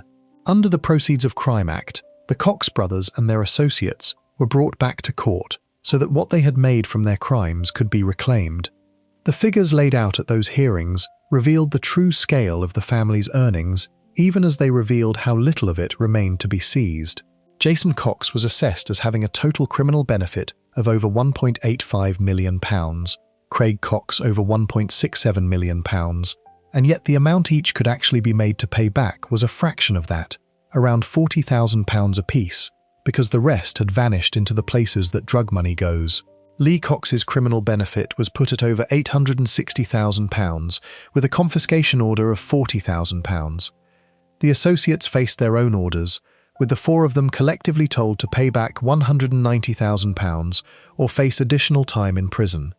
The principle behind these hearings is the one that has run through every story in this account. The point of organised crime is the money, and so the state's most effective answer is to take the money, to ensure that the men cannot sit in prison comforted by the fortune waiting for them on release.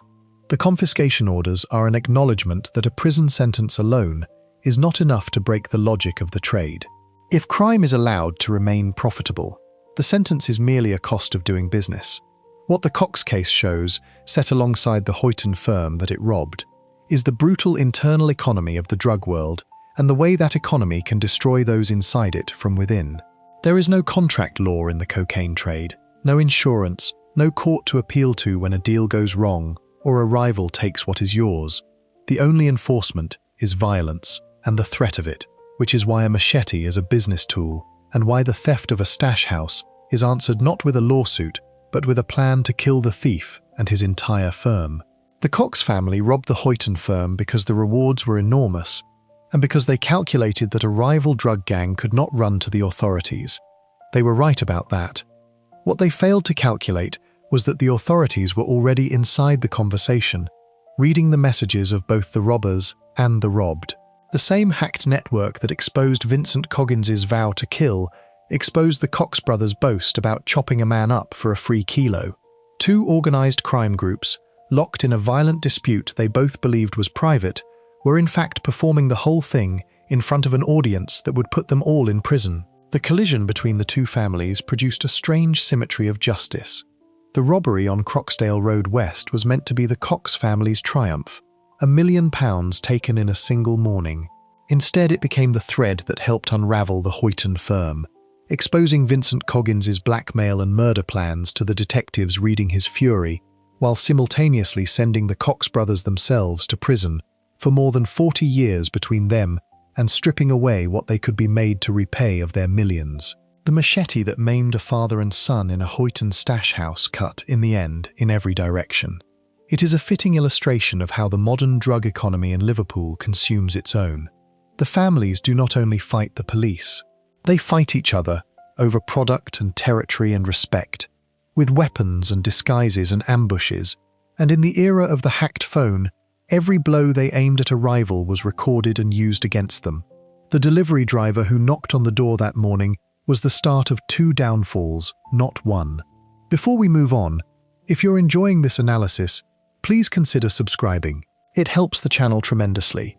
The Cox robbery and the Hoyton firm's revenge were part of a wider drug war simmering across the city, and in the summer of 2022, that war produced the killing that broke Liverpool's heart. A 9-year-old girl, a botched gangland hit, and a gunman who fired through a front door. That is what comes next. Section 8. Thomas Cashman and the murder of Olivia Pratt-Corbell. Kings Heath Avenue is a quiet residential street in Dovecot, in the east of Liverpool, a road of ordinary family homes where, on a late August night, the lights would be on and children would be getting ready for bed. It was around 10 o'clock on the evening of the 22nd of August 2022. Inside one of those houses, a mother named Cheryl Corbell heard a disturbance outside her front door. She opened it to see what was happening, with her 9-year-old daughter behind her on the stairs. 2 men were running down the street, and one of them, a 35-year-old with convictions for drug dealing and burglary, was trying to force his way into her home to escape the man chasing him. Behind that man came the pursuer, wearing a balaclava and a black jacket, carrying 2 handguns. He fired 4 times toward the door. One of the bullets passed through Cheryl Corbell's hand and continued into the chest of the little girl standing behind her. The child, who had come downstairs saying that she was scared, was carried to Alder Hey Children's Hospital and pronounced dead that same day. Her name was Olivia Pratt-Corbell. The man who fired the gun was Thomas Cashman. The killing of Olivia Pratt-Corbell shocked not only Liverpool but the entire country, in a way that the deaths of hardened criminals never could. She was a sassy, chatty girl who everyone adored, as her mother would later describe her, a child with no connection to the drug world that killed her, shot dead on the threshold of her own home. The judge who later sentenced her killer said the crime had shocked not only the city of Liverpool but the nation, and that was no exaggeration. There is a difference in the public mind between the violence that criminals do to each other and the violence that reaches an innocent child, and Olivia's death fell on the wrong side of that line in the most devastating way possible. It became a symbol of how Liverpool's drug wars, fought between rival gangs over product and money, could spill out of the underworld and into an ordinary family's hallway. Thomas Cashman was not a kingpin in the mold of Warren or the Coggins brothers. He was a working drug dealer, and understanding the scale of his operation matters because it shows the level at which this kind of lethal violence actually occurs. Cashman was born in 1988 and grew up in Liverpool, one of 5 children, leaving school at 13 and drifting into work at a fairground in Wales, before returning to the city to sell cannabis on a small scale. Over time, his dealing grew.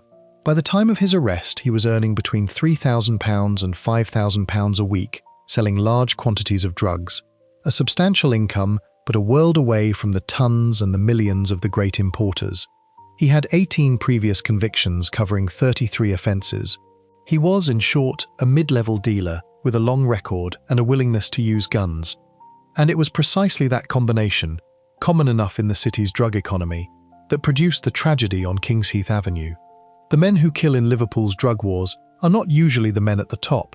They are the foot soldiers and the dealers fighting over territory and grudges at street level. The intended target that night was the man who tried to force his way into Cheryl Corbell's home, a 35-year-old described in court as a well-established organised crime group member, a convicted drug dealer and burglar who had been released on licence in 2021, halfway through a sentence. Cashman had spent the day of the murder, the court would hear, scoping out his target, armed and waiting. When the moment came, he chased the man through the streets, and the man, desperate to escape the gunman behind him, ran toward the first open door he could find. That door belonged to the Corbell family. Cashman, in what the court described as ruthless pursuit, fired through the front door as Cheryl Corbell tried to close it. His target survived, walking away from the scene to get into a waiting black Audi, and was arrested the next day for breaching his license conditions and returned to prison. The man Cashman had set out to kill lived. The child who had nothing to do with any of it died. The investigation that followed was shaped by the same wall of silence that has frustrated so many Liverpool murder inquiries. In the immediate aftermath, the fear of reprisals ran so deep that police and prosecutors were genuinely concerned they might never bring the masked killer to justice. People do not speak in cases like this, not because they do not care, but because they understand what happens to those who are labelled informers in a city where that label can be fatal. The breakthrough came from an unexpected and courageous quarter. 2 days after the murder, one of Cashman's former partners approached the police. He had come to her on the night of the killing. A woman who was having an affair with him later told the court how she had been woken that night by Cashman in her bedroom, that he had arrived with another man and asked her for a change of clothes. Her evidence, given at great personal risk and described by police as powerful and emotional, was central to securing his conviction. It took an ordinary person willing to break the code of silence to do what the fear in the community had nearly made impossible. Cashman was arrested on the 29th of September 2022 and charged on the 1st of October with murder, 2 counts of attempted murder, and 2 counts of possessing a firearm with intent to endanger life. His trial took place at Manchester Crown Court over 18 days. He maintained his innocence throughout, telling the court that he was not a killer, but a father. The jury did not believe him. After just over 9 hours of deliberation, they found him guilty of the murder of Olivia, the attempted murder of his intended target, wounding Cheryl Corbell with intent, and the 2 firearms charges. The evidence, the CTV showing him chasing his target up Kingsheath Avenue and firing, the testimony of the woman he had gone to that night, the whole construction of a man who had spent his day hunting another man and ended it killing a child, was overwhelming. The sentence was handed down on the 3rd of April 2023, and even in that final act, Cashman demonstrated the character that had defined the whole case. He refused to leave his cell to attend his own sentencing, his counsel telling the court he was concerned the proceedings were turning into a circus. The judge, Mrs. Justice Yip, regarded his absence as disrespectful, not only to the court but to those with an interest in the proceedings, above all the family of the child he had killed. In his absence, she handed him a life sentence with a minimum term of 42 years for the murder, along with sentences for the attempted murder of his target, the wounding of Cheryl Corbell and the firearms offences, all to run concurrently. She considered whether the murder met the rare threshold for a whole life order, and concluded that it did not. But 42 years means that Cashman, 34 at the time of sentencing, will not even be considered for parole until 2064, when he will be in his mid-70s. A driver named Paul Russell, who had taken Cashman away from the scene and helped pass on his clothes, was sentenced separately. Cashman later sought permission to appeal his sentence and was refused. There is a detail in the aftermath of the trial that captures the full coldness of the man. The court heard that Cashman had demanded half of a £100,000 hitman fee for wounding his target, even after he knew that he had killed a 9-year-old girl in the process. Whether or not every element of that account is settled, The picture it paints is of a man for whom the death of a child was an inconvenience in a transaction, not a catastrophe to be reckoned with. His refusal to face the sentencing, his insistence that he was a dad and not a killer, his concern that the proceedings had become a circus, all of it pointed to a person who, having shot a child through her own front door, was preoccupied chiefly with himself. The Liverpool Echo, marking the length of his sentence, broke it down into months and days and hours and seconds, and then made the bleak observation that anyone expecting Cashman to spend even one of those seconds reflecting or feeling sorry had not been paying attention. What gives the murder of Olivia Pratt-Korbel its terrible significance is what it revealed about the cost of the drug economy that this whole account has traced. Every figure in the chain above Cashman, the importers, the wholesalers, the families running their firms with distance and secrecy, depends on a street-level market where men like Cashman fight over customers and territory with guns.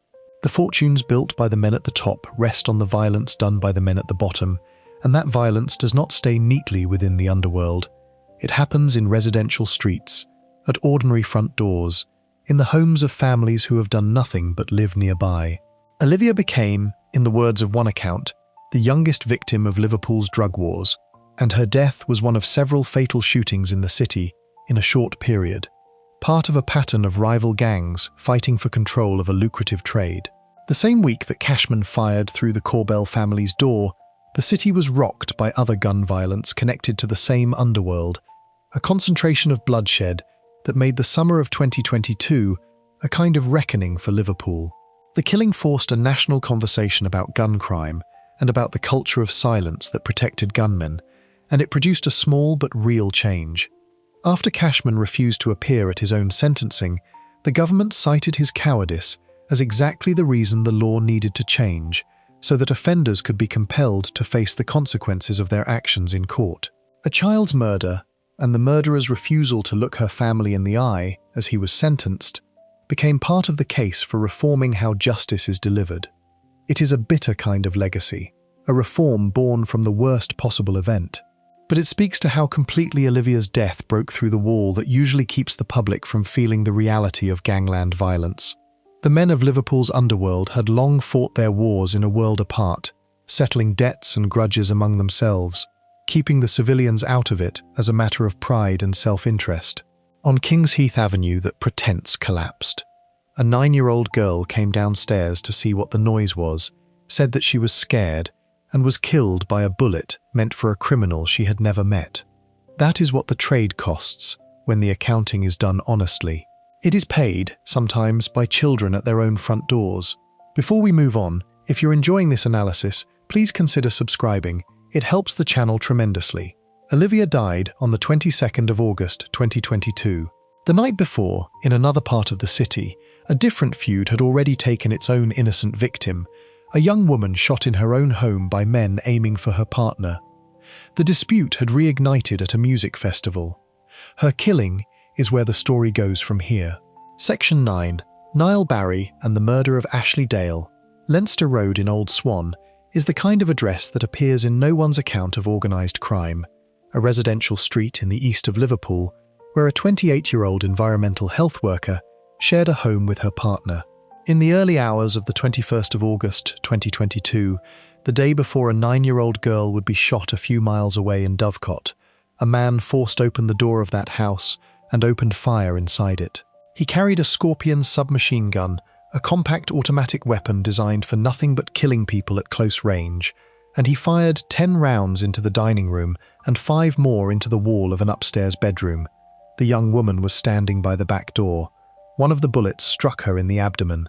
She died there, in her own home, a woman with no criminal record and no part in the drug trade, killed in a war that was never hers. Her name was Ashley Dale, and the man who pulled the trigger had come for someone else. The intended target was Ashley's partner, a man named Lee Harrison, and the reason for the attack lay in a feud rooted in the world of drugs. Harrison was a gangland figure associated with an organised crime group, and he had been locked for years in a dispute with another man over the theft of drugs. That older grievance, which might have faded, was instead reignited in the most ordinary of settings. In June 2022, At the Glastonbury Festival, the two camps came into contact. There were claims that Harrison had been attempting to steal drug customers in North Wales, muscling in on another group's market, and at the festival, the bad blood boiled over. One man was heard threatening to stab Harrison. A member of his own side was assaulted by a group that included a friend of Harrison's. The festival, a place of music and crowds and celebration, became the spark that relit a deadly quarrel, and the man at the center of the rival faction's fury was named Niall Barry. Barry was, the prosecution would later say, the malign presence behind the killing, the driving figure in the conspiracy to murder Lee Harrison. He was only 26, and yet he sat at the head of a plan to kill a man, a plan that required a weapon, a gunman, planning and coordination. The structure of the conspiracy reveals how this kind of murder is organized, with different men playing different roles around the central figure who wants it done. The gunman was a 41-year-old named James Witham, the man who would force the door and fire the scorpion. A foot soldier named Joseph Pears, 29, drove to the scene with Witham and had earlier in the day stabbed the tires of Ashley Dale's car, an act intended to draw attention or to provoke a reaction from the household. A fourth man, Sean Zeiss, 28, helped to organize and encourage the shooting. Around Barry, the malign presence, the others arranged themselves as organizers, drivers, and triggermen, a small machine assembled for the single purpose of killing Lee Harrison. What the machine produced instead was the death of an innocent woman, because Harrison was not home. Witham would later admit that he had gone to Leinster Road in the early hours and fired his shots, claiming he believed the house was empty and that he was acting alone. The prosecution rejected this. They alleged that Witham was the fall guy, lying to take the weight himself and get his co-defendants out of it, and that the killing was the joint enterprise of all four men. Whatever Witham believed about who was inside, the result was the same. A young woman who had nothing to do with the feud, who was simply at home in the early hours, was cut down by a weapon meant for her partner. The voice notes and messages Ashley had sent to friends in the 2 months before her death, played during the trial, described the fallout from the dispute and her growing awareness of how dangerous it had become. Her own voice, recorded in the ordinary way that anyone messages a friend, became evidence at the trial of her killers. The feud had intensified further when a mutual friend took his own life in July, deepening the bitterness on all sides in the weeks before the shooting. The investigation and the trial that followed ran for 7 weeks at Liverpool Crown Court, and at the end of it, in November 2023, the jury convicted all 4 men of the murder of Ashley Dale. They were also found guilty of conspiracy to murder Lee Harrison, the man who had been the intended target, and of conspiracy to possess a prohibited weapon, the Scorpion submachine gun, and ammunition with intent to endanger life. The verdicts established the full shape of what had happened. This was not a single gunman acting alone, as Witham had claimed. It was a planned assassination organized by Barry and carried out by a team that had gone wrong only in the sense that it killed the wrong person. The intent to kill, the weapon, the coordination, all of it was proven, and the law made no distinction between the death they intended and the death they caused. A bullet fired with intent to murder is murder, whoever it strikes. The sentences, handed down on the 22nd of November 2023, reflected the gravity of what the 4 men had done and totaled 173 years between them. Niall Barry, described as the malign presence at the center of it all, received a life sentence with a minimum term of 47 years, the longest of the 4, a recognition that he had been the driving force. James Witham, the gunman who had fired the fatal shot, was given a minimum of 43 years. Sean Zeiss, who had organized and encouraged the killing, received a minimum of 42 years. Joseph Pears, the foot soldier who drove the gunman to the scene and slashed the tires, was sentenced to a minimum of 41 years. 4 men, none of them older than 41, would each spend more than 4 decades in prison before they could even be considered for release, for the murder of a woman who was never their target, killed in a feud about drug customers that had flared back to life at a music festival. The case sat alongside the murder of Olivia Pratt-Corbell as a pair of killings that, occurring within a day of one another in August 2022, came to define a terrible chapter in the city's history. Both involved a gunman who had come to kill a man connected to the drug trade. Both ended with the death of an innocent female who had nothing to do with the underworld. One a 9-year-old child, the other a young woman in her own kitchen. Both were the product of feuds at the street and middle level of the drug economy, grudges over territory and customers, and stolen product, settled with firearms in residential homes. And both demonstrated the same brutal failure of the supposed rules of that world. The idea that the violence stays between the men of the trade. In the space of 24 hours, 2 households in Liverpool that had no part in any of it were torn apart, and the pretense that gangland violence is a private matter among criminals was exposed for the fiction it had always been. The detail of the weapon deserves attention because it tells its own story about how serious Liverpool's drug feuds had become. A Scorpion submachine gun is not a tool of intimidation or a status symbol.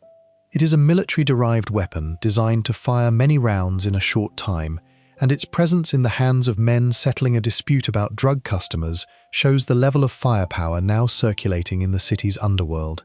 The same kind of weapon, the Scorpion, appeared in other Merseyside cases of this period, a marker of how the firearms available to organised crime had escalated far beyond the revolvers and shotguns of earlier eras.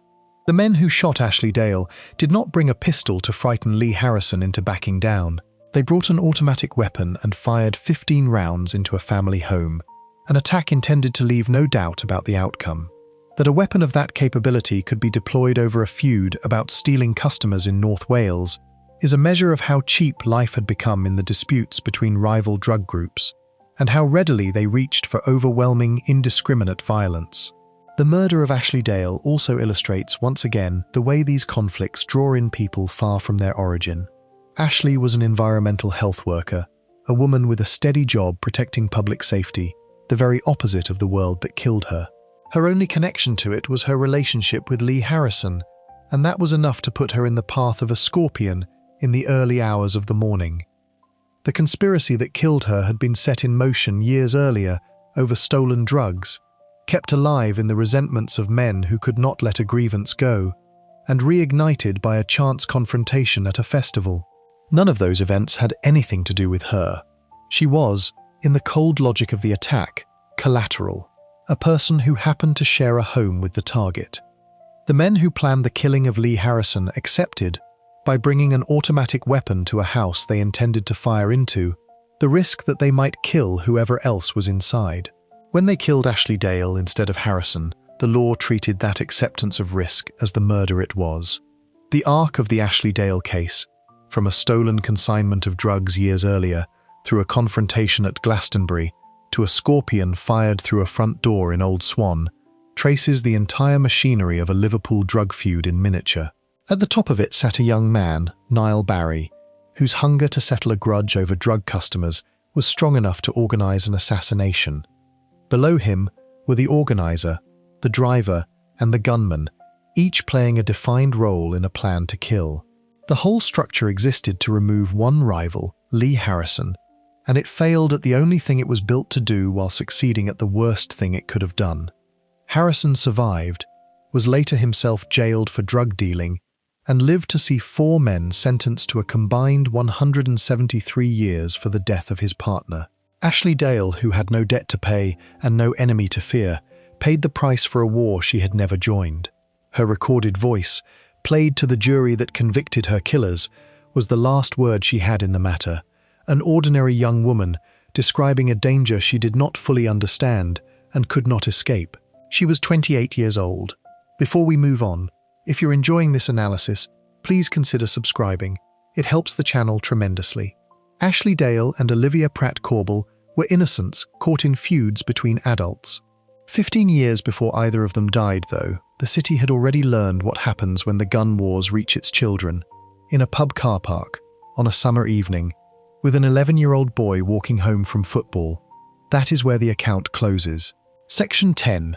The Croxteth Crew, the Strand Gang, and the Cost of the Wars. The car park of the Fir Tree pub sits on the Croxteth Park estate in the north of Liverpool, an unremarkable stretch of tarmac in a residential area where families live and children walk to and from school and football practice. On the evening of the 22nd of August 2007, An 11-year-old boy was crossing that car park on his way home from football training. He played for a local club, the Fir Tree Boys, and he was a devoted Everton supporter who held a season ticket with his father and brother. As he walked, a hooded youth on a silver mountain bike approached and fired a handgun across the car park. The boy was hit and died. He had been 5 weeks short of his 12th birthday, and he was due to start secondary school the following month. His name was Rhys Jones, and he had no connection whatsoever to the war that killed him. The bullet had been meant for someone else entirely. His murder became one of the most infamous crimes in modern British history, and it laid bare the full human cost of the feuds that have run through this entire account.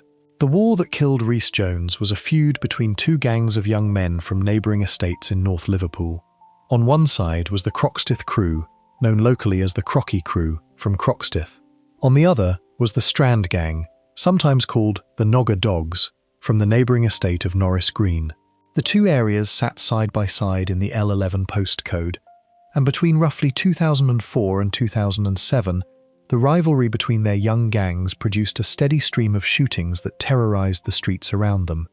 This was not the world of the great traffickers, the men dealing directly with the cartels and moving tons of cocaine.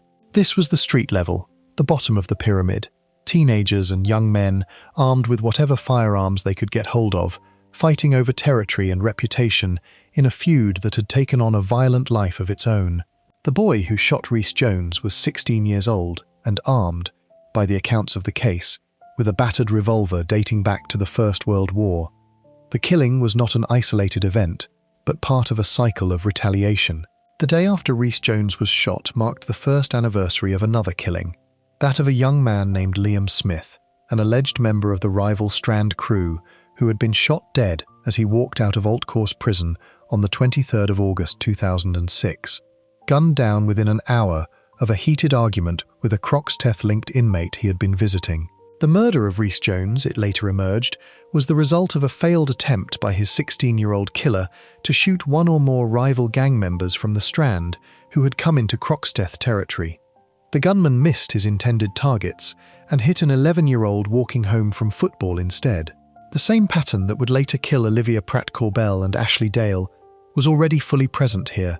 15 years earlier, a gunman aiming for a rival in the drug and territory wars, missing and ending the life of an innocent who simply happened to be in the wrong place.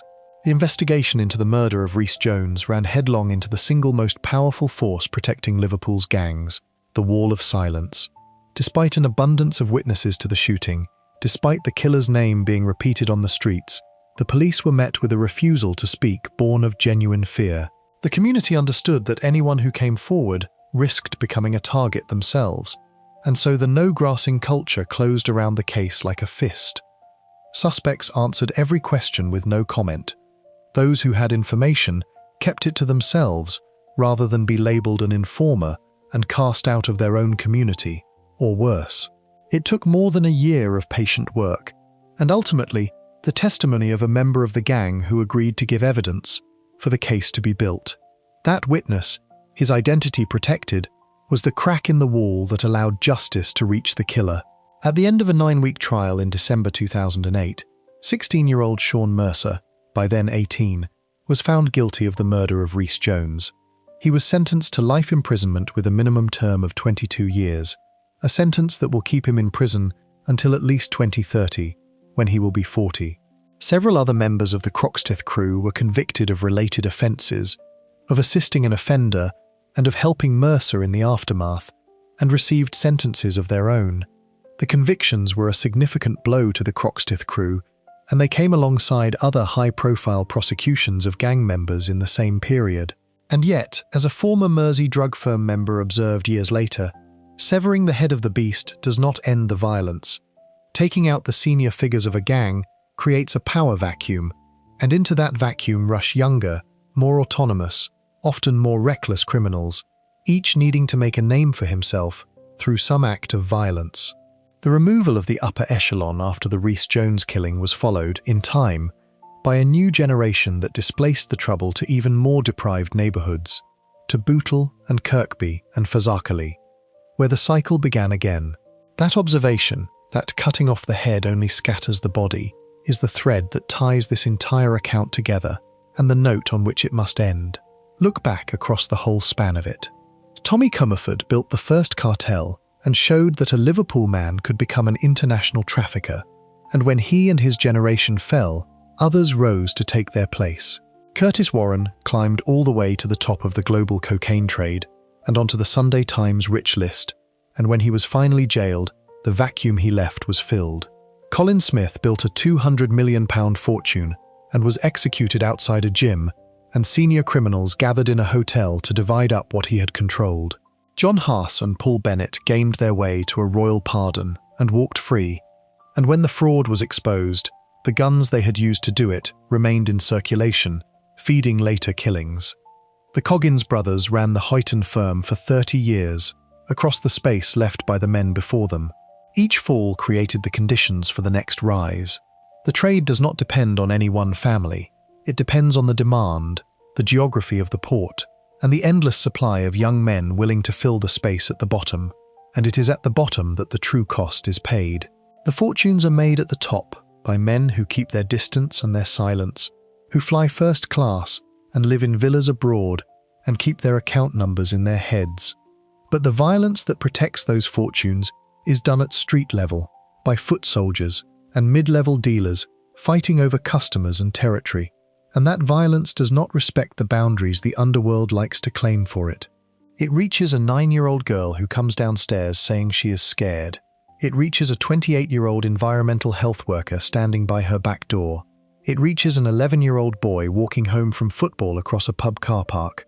These are the people who pay for the trade, and they pay because the men who run it have built a world in which automatic weapons are settled into the hands of teenagers to resolve disputes about postcodes and drug rounds.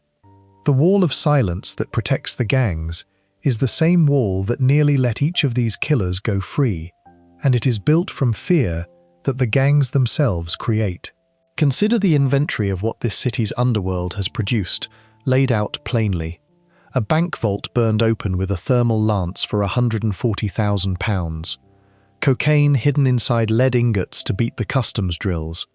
A man memorizing every Swiss account number rather than write a single one down, becoming Interpol's Target 1. 35 caches of real weapons planted across the country to manufacture a fake informer's credit and win a royal pardon. A £200 million fortune ended by a single missing receipt and a contract killer at a gym. A father and son attacked with a machete by a man posing as a delivery driver. Two brothers moving a ton of Class A drugs and collecting £880,000 in cash in a fortnight. Betrayed at last by a hacked phone and a drunken collapse in a Dutch street. A Scorpion submachine gun fired 15 times into a family home over a grudge that reignited at a music festival. A handgun fired through a front door at 10 o'clock at night, killing a child on her own stairs. A First World War revolver fired across a pub car park, killing a boy on his way home from football. The methods change, the technology changes, the names change. The pattern does not. The geography that made all of it possible has not changed either. Liverpool is a great port, and a great port is a door, and a door admits both the ship that brings prosperity and the cargo that brings ruin.